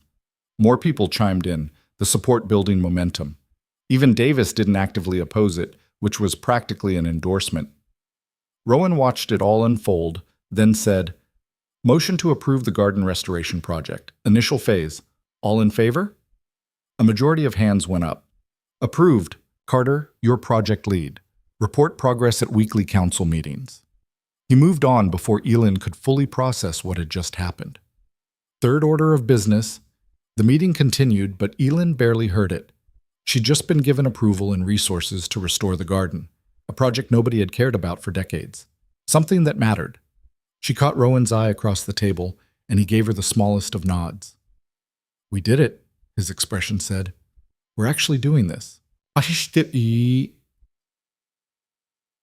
Work on the garden began 3 days later. Elin stood in the abandoned courtyard with a crew of 6 workers, surveying the damage decades of neglect had inflicted. The space was larger than she'd realized from the plans, maybe 50 feet across, surrounded by high stone walls that had once been covered in climbing vines but were now just bare rock. The fountain in the center was cracked and dry. The raised beds were overgrown with weeds. The ancient apple tree in the corner looked half dead. This is going to take forever, one of the workers muttered. Then we'd better get started, Elin said. She'd never led a project like this before. Had no idea what she was doing beyond the research she'd compiled. But she had plans and tools and people who were willing to work, and that would have to be enough. They started with clearing, pulling weeds, removing dead plant matter, hauling out decades of accumulated debris. It was brutal physical work that left Elin's hands blistered and her back screaming, but there was something satisfying about it too. watching the space slowly reveal itself. Marcus showed up on the second day. "Heard you got yourself a little garden project," he said, leaning against the courtyard entrance with his usual smirk. "Playing farmer now, ghost girl?" Elin straightened from where she'd been digging out a stubborn root system. "Did you need something, or are you just here to be annoying? Just wondering how long before you give up on this. Week? 2 weeks? Why do you care?" Marcus's smirk faltered slightly. "I don't. Just seems like a waste of resources when there's actual important work to be done. This is important work. It's a garden. It's useless. Then ignore it and let us work in peace." Elin turned back to her digging, dismissing him. She heard him mutter something under his breath. But he left, which was all that mattered. The work continued. Slowly, painfully, the courtyard began to transform. They fixed the fountain's cracked basin, cleared the irrigation channels, amended the soil with compost and nutrients. The apple tree, once they cleared away the dead branches, showed signs of life, tiny buds that promised fruit someday. People started stopping by to watch. At first it was just curiosity. What was the crazy translator doing now? But then some of them started asking questions. "What are you planting? How does the irrigation work? Can I help?" By the end of the first week, the crew had grown to 12. By the second week, 20. "We're going to run out of work at this rate," Elin told Rowan one evening. He'd started visiting the garden after council meetings, claiming he wanted progress updates, but mostly just sitting on the fountain's edge and watching people work. "Then expand the project," he said. "The western courtyard's in similar condition, and there's the old greenhouse that hasn't been used in years. That would triple the budget. So revise the budget." He looked at her, something soft in his expression. "This is working, Elin. People are excited about something for the first time in years. Don't stop now." She sat beside him, both of them covered in dirt and exhausted. "I don't know what I'm doing." "Neither do I, most of the time, but we're doing it anyway." They sat in comfortable silence as the sun set over the walls, painting the courtyard in shades of gold and amber. "Thank you," Rowan said quietly, "for this. For pushing me to do something that wasn't about defense or survival or political maneuvering. Thank you for listening. I'm trying to be better at that." He hesitated. "At listening, at letting people in, at not carrying everything alone." Elin looked at him, this man who ruled an entire territory, who made life and death decisions, who projected strength even when he was breaking inside. "How's that going?" "Terribly, but I'm working on it." "Well, you let me see you at your worst, and you didn't have me executed, so that's progress." He laughed, and the sound was lighter than she'd heard in weeks. "Setting the bar pretty low there, Carter. Baby steps." They sat until the light faded completely, and the first stars appeared overhead. Then Rowan stood, offering her his hand. "Come on, there's something I want to show you." He led her through corridors she'd never explored, up a narrow staircase that ended in a heavy wooden door. When he pushed it open, cold wind rushed in, and Elin realized they were on the keep's roof. The view was breathtaking. Ironridge spread out below them, the courtyard with its nascent garden, the outer walls, the settlements beyond glowing with hearth fires. And past that, the frontier stretched endlessly under the stars, harsh and beautiful and unforgiving. "I come up here when I need perspective," Rowan said, "when everything feels too big to handle." "Does it help?" "Sometimes. It reminds me that I am just one person trying to do right by a lot of other people. That I'm going to fail sometimes. That failure doesn't mean the end." Elin moved to stand beside him at the edge. "You haven't failed. I've come close. The Thornwell situation could have gone very differently if you hadn't caught that treaty clause. If you hadn't been brave enough to stand up to Ashford." He turned to face her. "I need you to understand something. What you did, it didn't just save water rights or political face. It saved lives. The people in those settlements that Ashford's mercenaries were attacking, they would have been casualties if this had escalated to real war. We both did it. No, you did it. I backed you up, but you did the work. You found the evidence. You made the arguments. You refused to be intimidated." His voice was intense. "You changed everything, Elin, for this territory, for me." The words hung in the cold air between them. "Rowan, I know this is complicated. I know there are power dynamics and political implications and 100 reasons why this is inappropriate. He took a step closer. But I need you to know that when I look at you, I don't see a subordinate or a useful tool or even just a friend. I see someone who makes me want to be better, who makes me believe things can actually change. Elend's heart was pounding so hard she thought it might burst. What are you saying? I'm saying that somewhere between you witnessing me break down in the rain and you destroying Lord Ashford's entire political career, I fell for you. He said it simply, like he was stating a fact, and I don't know what to do about that. Every rational thought in Elend's head screamed that this was a terrible idea, that the Alpha couldn't have a relationship with the translator, that the power imbalance made it impossible, that people would talk and scheme and use it against them. But looking at him now, vulnerable and honest and completely open, none of that seemed to matter. I don't know either, she admitted, but I think I fell too. Somewhere between thinking you were going to execute me for being mouthy and watching you fight for what's right, even when it's hard. That's quite a journey. We've had a weird few weeks. Rowan's laugh was soft and genuine. Then his expression turned serious.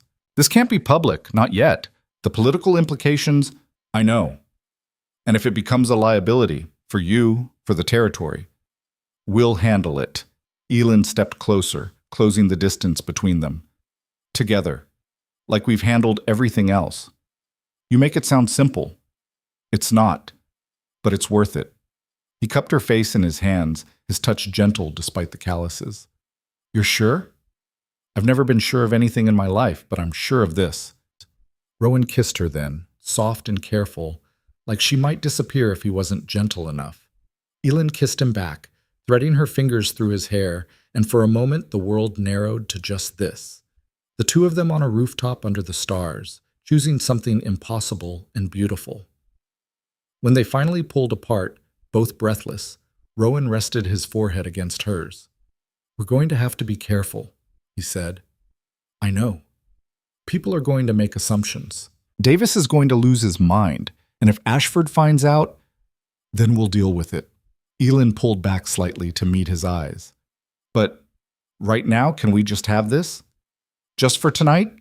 He smiled, that real, unguarded smile that made him look years younger. Yeah, we can have this. They stayed on the roof until the cold drove them inside, talking about everything and nothing. The garden project and territorial politics and childhood memories and all the small, ordinary things that made up a life.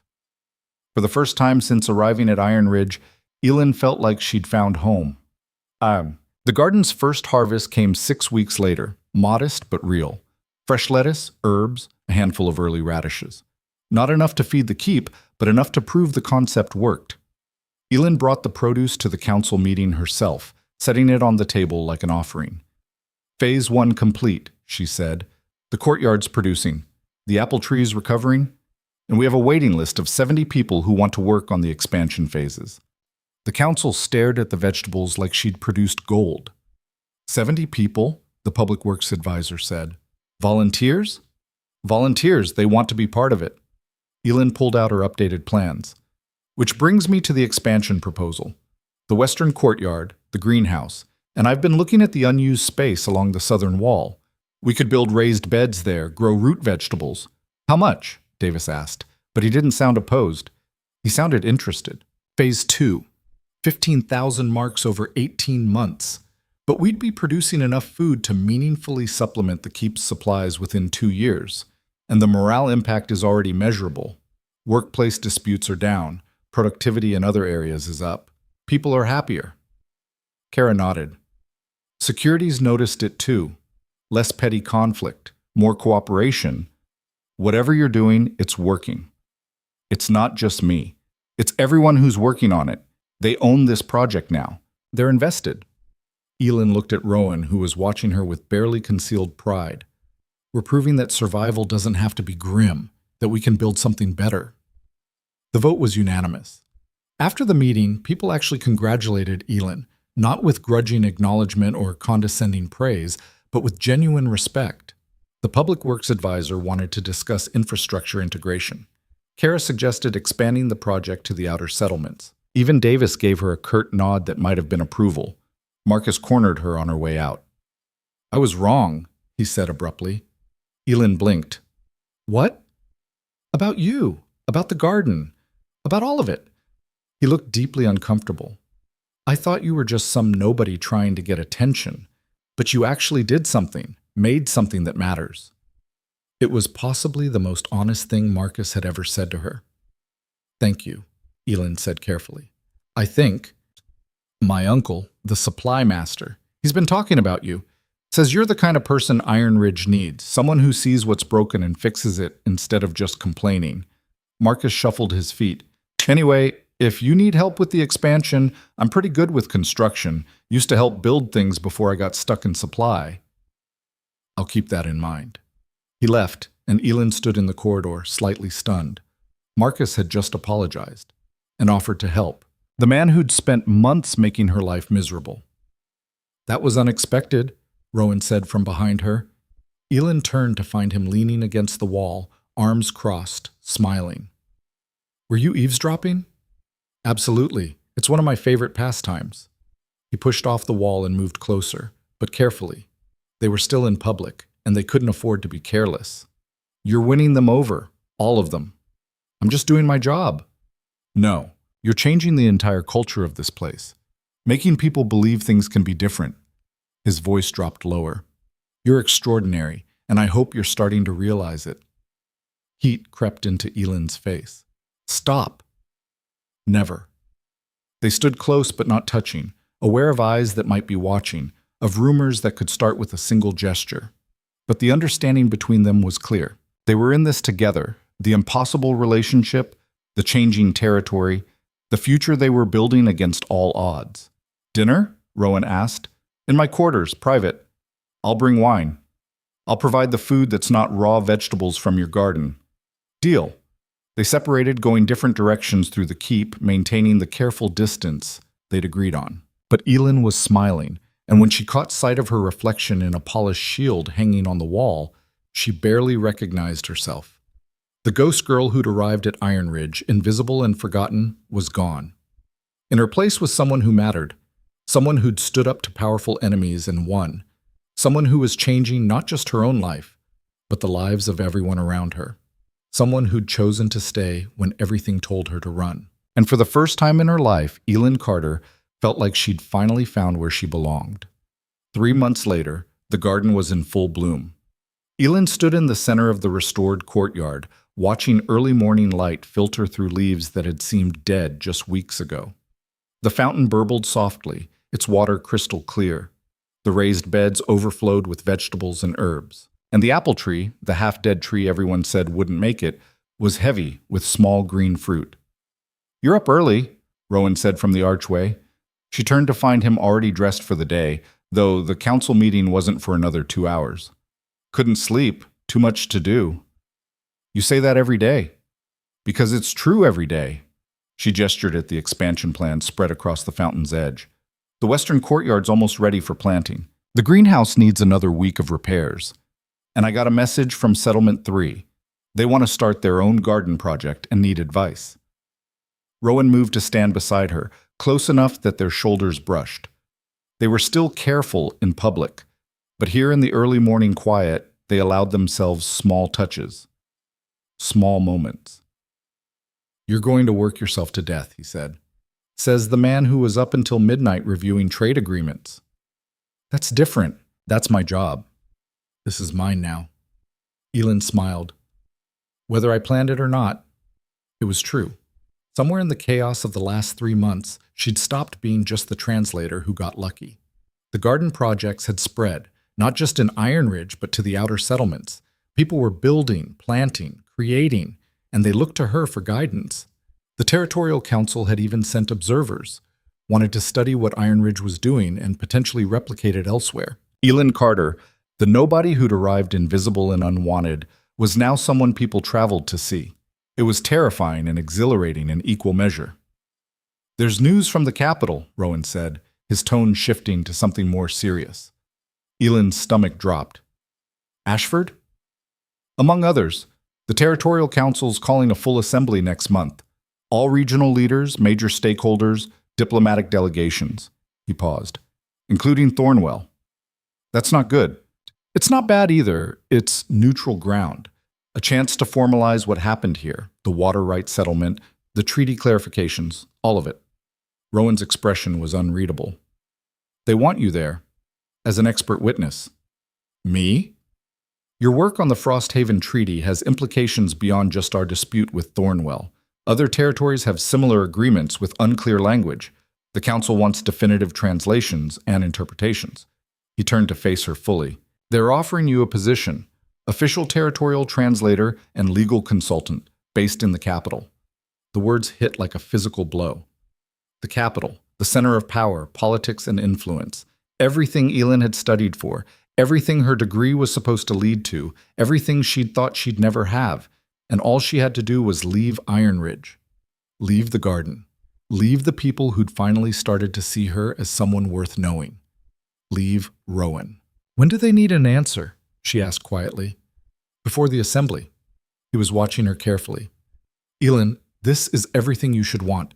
Recognition, prestige, a career that matters on a territorial level instead of just local. Is that what you think I want? I think you deserve it. His voice was rough. I think you've earned it 10 times over. And I think if you stay here because of me, you'll regret it eventually. Elin stared at him. You want me to leave? I want you to have every opportunity you've worked for, even if it kills me to watch you go. The honesty in his voice made her throat tight. And if I don't want to go, then you're an idiot. He said it gently, but there was pain underneath. The capital can offer you things I can't. Stability, safety, a future that isn't constantly threatened by territorial disputes and political maneuvering. Can't offer me this. Elin gestured at the garden, at Ironridge spreading beyond the walls. It can't offer me a place where I matter, where what I do actually changes people's lives. You'd matter anywhere, but I belong here. She caught his hand, threading their fingers together. I don't want prestige or recognition if it means leaving the place I've helped build. The people She stopped, not quite ready to say what she felt out loud. Rowan's eyes were dark and intense. You don't have to decide right now. Yes, I do, because if I don't, I'll overthink it and talk myself into doing the smart thing instead of the right thing. She squeezed his hand. I'm staying. Tell the council thank you, but my work is here. Elin, I'm staying, she repeated firmly. I'll go to the assembly, I'll present my findings, I'll answer their questions, but then I'm coming back, because this is home. For a long moment, Rowan just looked at her. Then he pulled her into his arms, holding her tight enough that she could feel his heart racing. You're sure? He whispered against her hair. I've never been more sure of anything. They stood like that as the sun rose higher, two people who'd found each other in the worst circumstances and decided to build something better. The council's going to lose their minds when I tell them, Rowan said eventually. Davis especially. Actually, I think Davis will be relieved. He's gotten used to having someone around who knows what they're doing. Elin pulled back to look at him. Did Davis just receive a compliment? From you? Don't tell him. It'll ruin his whole day. They laughed, and for a moment everything felt light and possible. Then the bell rang for first call, shattering the peace. Duty calls, Rowan said, but he didn't let go immediately. We should probably stop meeting like this before someone notices and starts a scandal. Too late. Kara's known for weeks. She's just too professional to say anything. Of course she has. Elin finally stepped back, trying to restore some professional distance. Tonight? Your quarters? I'll have the kitchen send up something that isn't vegetables. You're never going to let that go, are you? Never. He kissed her forehead, quick and chaste, but the tenderness in it made her chest ache. I'll see you at the meeting. He left, and Elin stood alone in the garden she'd helped create, feeling the weight of her decision settle over her. She'd just turned down the opportunity of a lifetime, and she didn't regret it for a second. The council meeting that morning was routine until it wasn't. They were midway through a discussion of supply chain logistics when a guard burst through the doors, breathing hard. Alpha, we have a situation. Rowan was on his feet immediately. What kind of situation?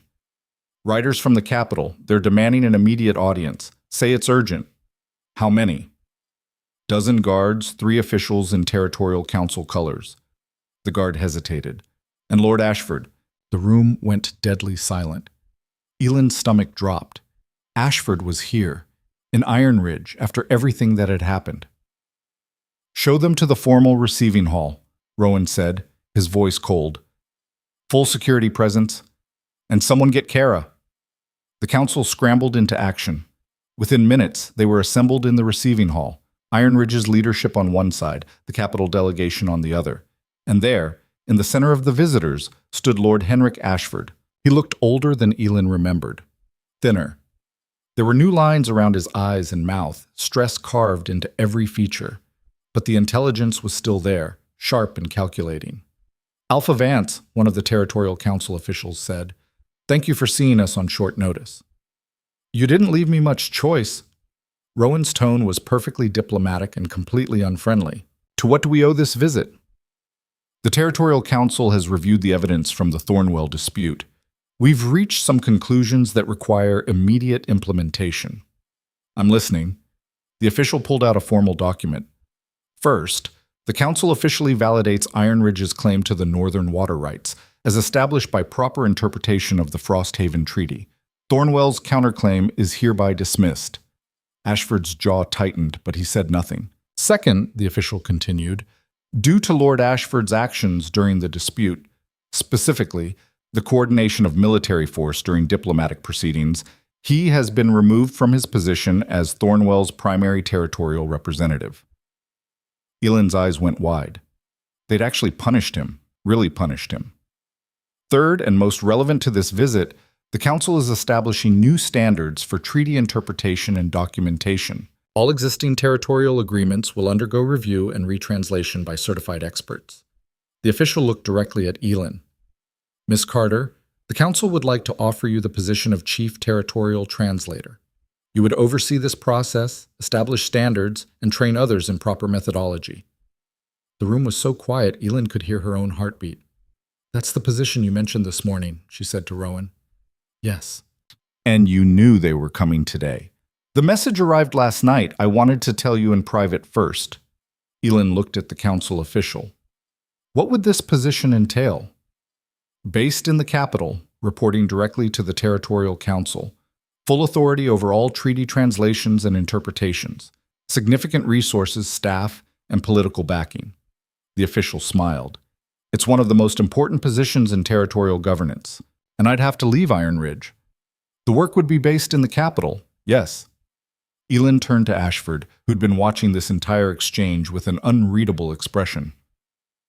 "You're here to witness this?" "I'm here because the Council required it," Ashford said, his voice clipped. "Part of my rehabilitation involves acknowledging those I've wronged." "So acknowledge me." His eyes flashed with anger, but he controlled it. "You were correct in your interpretation of the Frosthaven Treaty. Your methodology was sound, and your work has exposed significant gaps in our current translation standards that need to be addressed."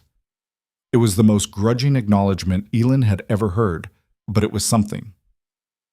"The Council believes," the official said, "that you are uniquely qualified to lead this work.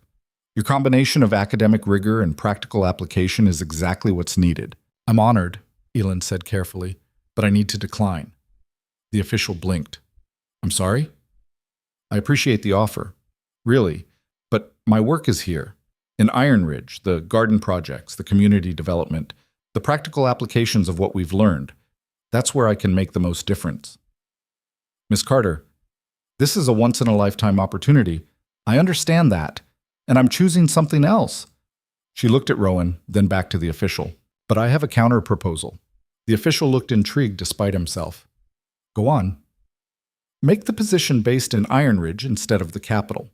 I'll do the work, establish standards, train translators, review treaties. But I'll do it from here, where I can also continue the community development projects that are already showing results." Elin pulled out a folder she'd brought to the council meeting. "We've reduced food insecurity by 15% in 3 months. Morale and productivity are up across the board. And 3 other territories have already requested information about replicating our garden systems."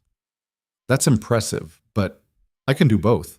The translation work and the community work. They inform each other. Understanding how treaties affect actual people makes me better at interpreting them. And having territorial authority gives me credibility for the development projects." The official looked at his colleagues. Silent communication passed between them. Finally, he said, "The council would need to approve this arrangement." "Then ask them." "It's highly irregular." "So is everything else about this situation?" Elin kept her voice steady. "You want the best work from me? Let me do it in the place where I'm most effective." More silent consultation. "We'll present your proposal to the council," the official said finally, "but I can't promise they'll agree. That's all I'm asking." The meeting continued with formalities, documentation to sign, procedures to establish, timelines to set. Through it all, Ashford stood silent, watching Elin with an expression she couldn't quite read. When the official business concluded, he approached her. "A word," he said quietly. "Privately." Rowan tensed beside her, but Elin nodded. 5 minutes. They stepped into a side corridor, Kara following at a discreet distance for security. Ashford looked at her for a long moment. "I underestimated you." "Yes, you did. That was a mistake. One that cost me considerably." He paused. "The council's offer is legitimate. You could have real power in the capital, influence that goes beyond one frontier territory." "I don't want power. I want to make things better." "Those aren't mutually exclusive." "Maybe not. But I've seen what chasing power does to people." She met his gaze steadily. "You coordinated a military assault because you couldn't stand losing a political argument. That's not power. That's weakness." Ashford's expression hardened. "Careful, Miss Carter." "Or what? You'll try to destroy my career? Ruin my reputation?" Elin stepped closer. "You already tried that. It didn't work. Because my value isn't in my credentials or my connections. It's in the actual work I do. And you can't take that away." For a long moment they faced each other, the disgraced lord and the nobody translator who'd beaten him. Then, surprisingly, Ashford smiled. It wasn't warm, but it was genuine. "You remind me of someone," he said. "Myself, 30 years ago, before I learned that principles are a luxury and survival requires compromise." "Then maybe you should remember what that felt like." "Perhaps." He inclined his head slightly, not quite a bow, but acknowledgement. "Good luck, Miss Carter. You're going to need it if you're serious about changing how things work." He walked away, leaving Elin standing in the corridor, slightly stunned. Kara appeared at her shoulder. "That was weird. That was terrifying. You didn't show it." Kara's expression was approving. "You just stared down one of the most powerful men in the territory and made him back down. Again." "I was bluffing. I had no idea what I was doing." "None of us ever do. We just pretend until it becomes real." Kara clapped her on the shoulder. "Come on. The Alpha's probably having a heart attack wondering what Ashford said to you." They returned to the receiving hall to find the capital delegation preparing to leave. The officials promised to relay Elin's proposal to the council and send word within 2 weeks. After they'd gone, the Ironridge Council reconvened in the war room. "Well," Davis said, "that was unexpected." "Which part?" Kara asked. "The part where Carter turned down the most prestigious position in territorial governance, or the part where she negotiated a better arrangement on the spot?" "Both."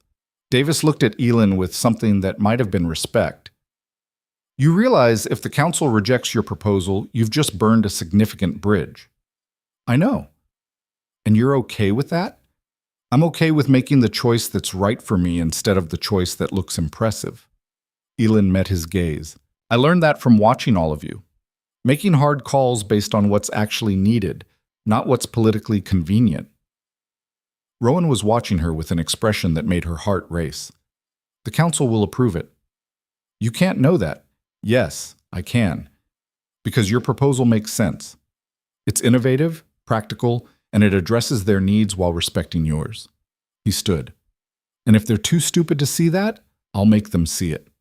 "You can't threaten the territorial council," Davis said. "Watch me." The meeting dissolved into planning sessions. What to do if the council approved Elin's proposal. What to do if they didn't. Contingencies and backups and political maneuvering. Elin slipped out while they were debating, needing air and space to think.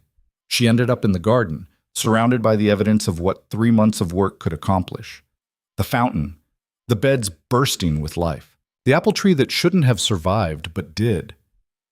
You keep running away to gardens, Rowan said from behind her. They're good places to think. He came to stand beside her, both of them looking at what they'd built together. The council will approve your proposal. You sound very certain. Because I am. They'd be idiots not to. He turned to face her. But even if they don't, you're staying. Even if they don't. Elin smiled. I told you this morning, I belong here, with the gardens and the frontier politics and the territorial disputes that never end, with the people who see me, with the work that matters, with... She stopped, the words catching in her throat. With me? Rowan finished softly. Yes, with you. He kissed her then, not caring who might see, not worrying about political implications or power dynamics, or any of the 100 reasons this was complicated. Just choosing her, the way she'd chosen him. When they finally pulled apart, both breathless, Elin said, We're going to have to tell the council eventually. I know. Davis is going to have an aneurysm. Probably, but he'll get over it.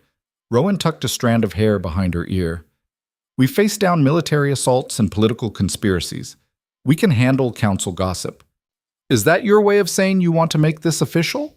That's my way of saying I'm done hiding the most important thing in my life because other people might have opinions about it. His voice was firm. You're important, Elin. To me, to this territory, to everything we're building. And I'm tired of pretending otherwise. Elin felt tears prickling at her eyes, the good kind, the overwhelmed kind. You're going to make me cry in my own garden. Our garden. You made me part of this, remember? Our garden, she agreed. They stood together as the sun climbed higher, two people who'd found each other in the storm and decided to build something that could weather anything. No. 2 weeks later, the response came from the Territorial Council. They'd approved Elin's proposal. The position would be based in Ironridge, with regular travel to the capital for presentations and coordination. She'd have full authority over treaty translations, a budget for staff and resources, and the backing of the Territorial Council. They actually did it, Elin said, staring at the official letter. Told you, Rowan said, looking insufferably smug. The council meeting to discuss implementation was celebratory. Even Davis seemed pleased, though he hid it behind complaints about bureaucracy and resource allocation. This is going to change everything, Kara said. Having someone with territorial authority based here, that's leverage we've never had before. It's also a target, Davis warned. Other territories aren't going to like Ironridge wielding this much influence.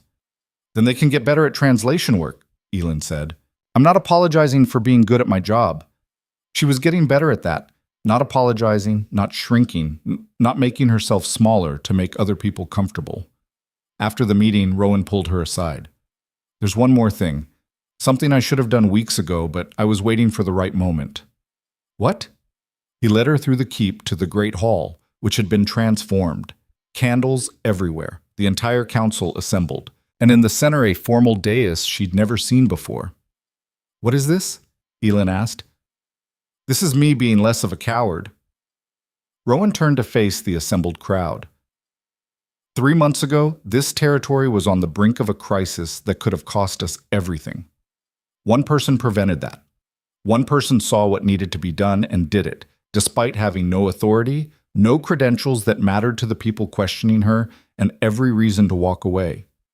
Elin's heart was pounding. Rowan, what are you doing? Elin Carter, I'm officially appointing you to the position of Senior Territorial Advisor with full council standing and authority. He pulled out a formal document. Your work on the garden projects, the treaty translations, and the community development initiatives has proven your value beyond question. This territory is better because you're in it, and I'm making that official. The council erupted in applause, genuine, enthusiastic applause that made Elin's eyes sting with tears. Davis actually smiled. About time, Kara was grinning. Welcome to the permanent chaos, Carter. Elin looked at Rowan, who was watching her with an expression that held everything: pride, love, hope for what they were building together. I don't know what to say, she whispered. Say yes. Stay. Help me lead this territory into something better than survival. Yes, Elin said, her voice breaking. Yes, I'll stay. The celebration continued late into the night. People who'd once ignored Elin now sought her out, asking questions, offering congratulations, treating her like she mattered. Because she did. Somewhere between arriving invisible and unwanted and standing in a great hall accepting a position of authority, Elin Carter had become someone who changed things. Later, when the celebration finally wound down and the crowd dispersed, she found herself back in the garden with Rowan. "This is where it started," she said, looking at the space they'd transformed. "You, breaking down in the rain. Me, too stubborn to run away. Best worst decision I ever made, losing control where someone could see. Best worst decision I ever made, staying when I should have fled." Rowan pulled her close, wrapping his arms around her. "What do you think happens next?" "We keep building. We face whatever challenges come. We prove that choosing connection over isolation, hope over cynicism, growth over mere survival, that all of it matters. That's a tall order. Good thing we're good at impossible things." They stood in the garden as stars appeared overhead, two people who'd been broken by the world and had chosen to build something better anyway. The frontier was still harsh. The politics were still brutal. The challenges were still enormous. But they faced them together, in a place they'd transformed from abandoned and forgotten into something alive and growing and full of possibility. And that, Elin thought, was worth everything. The storm that had brought them together was long past, but what they'd built in its wake, the gardens, the changes, the new way of leading that prioritized people over power, that would last. Not because it was perfect, not because it was easy, but because it was real. And in the harsh frontier of Ironridge, where survival had once been the only goal, they'd proven that sometimes the boldest choice was simply to hope, to plant seeds in frozen ground and believe they'd grow, to see someone breaking in the rain and choose to stay, to build a foundation not of stone and strength, but of trust and connection, and the stubborn belief that tomorrow could be better than today. In the end, that was what changed everything. Not grand gestures or dramatic victories, but small choices made every day. The choice to see people, to value competence over credentials, to create beauty in harsh places, to lead with vulnerability instead of invincibility. Elin Carter had arrived at Ironridge as nobody. She was leaving, no, staying, as someone who'd helped reshape an entire territory. And the garden they'd built together, against all odds and expectations, stood as proof that even in the coldest, harshest places, life could flourish if someone was brave enough to nurture it. The silent storm had passed, but what bloomed in its wake was just beginning.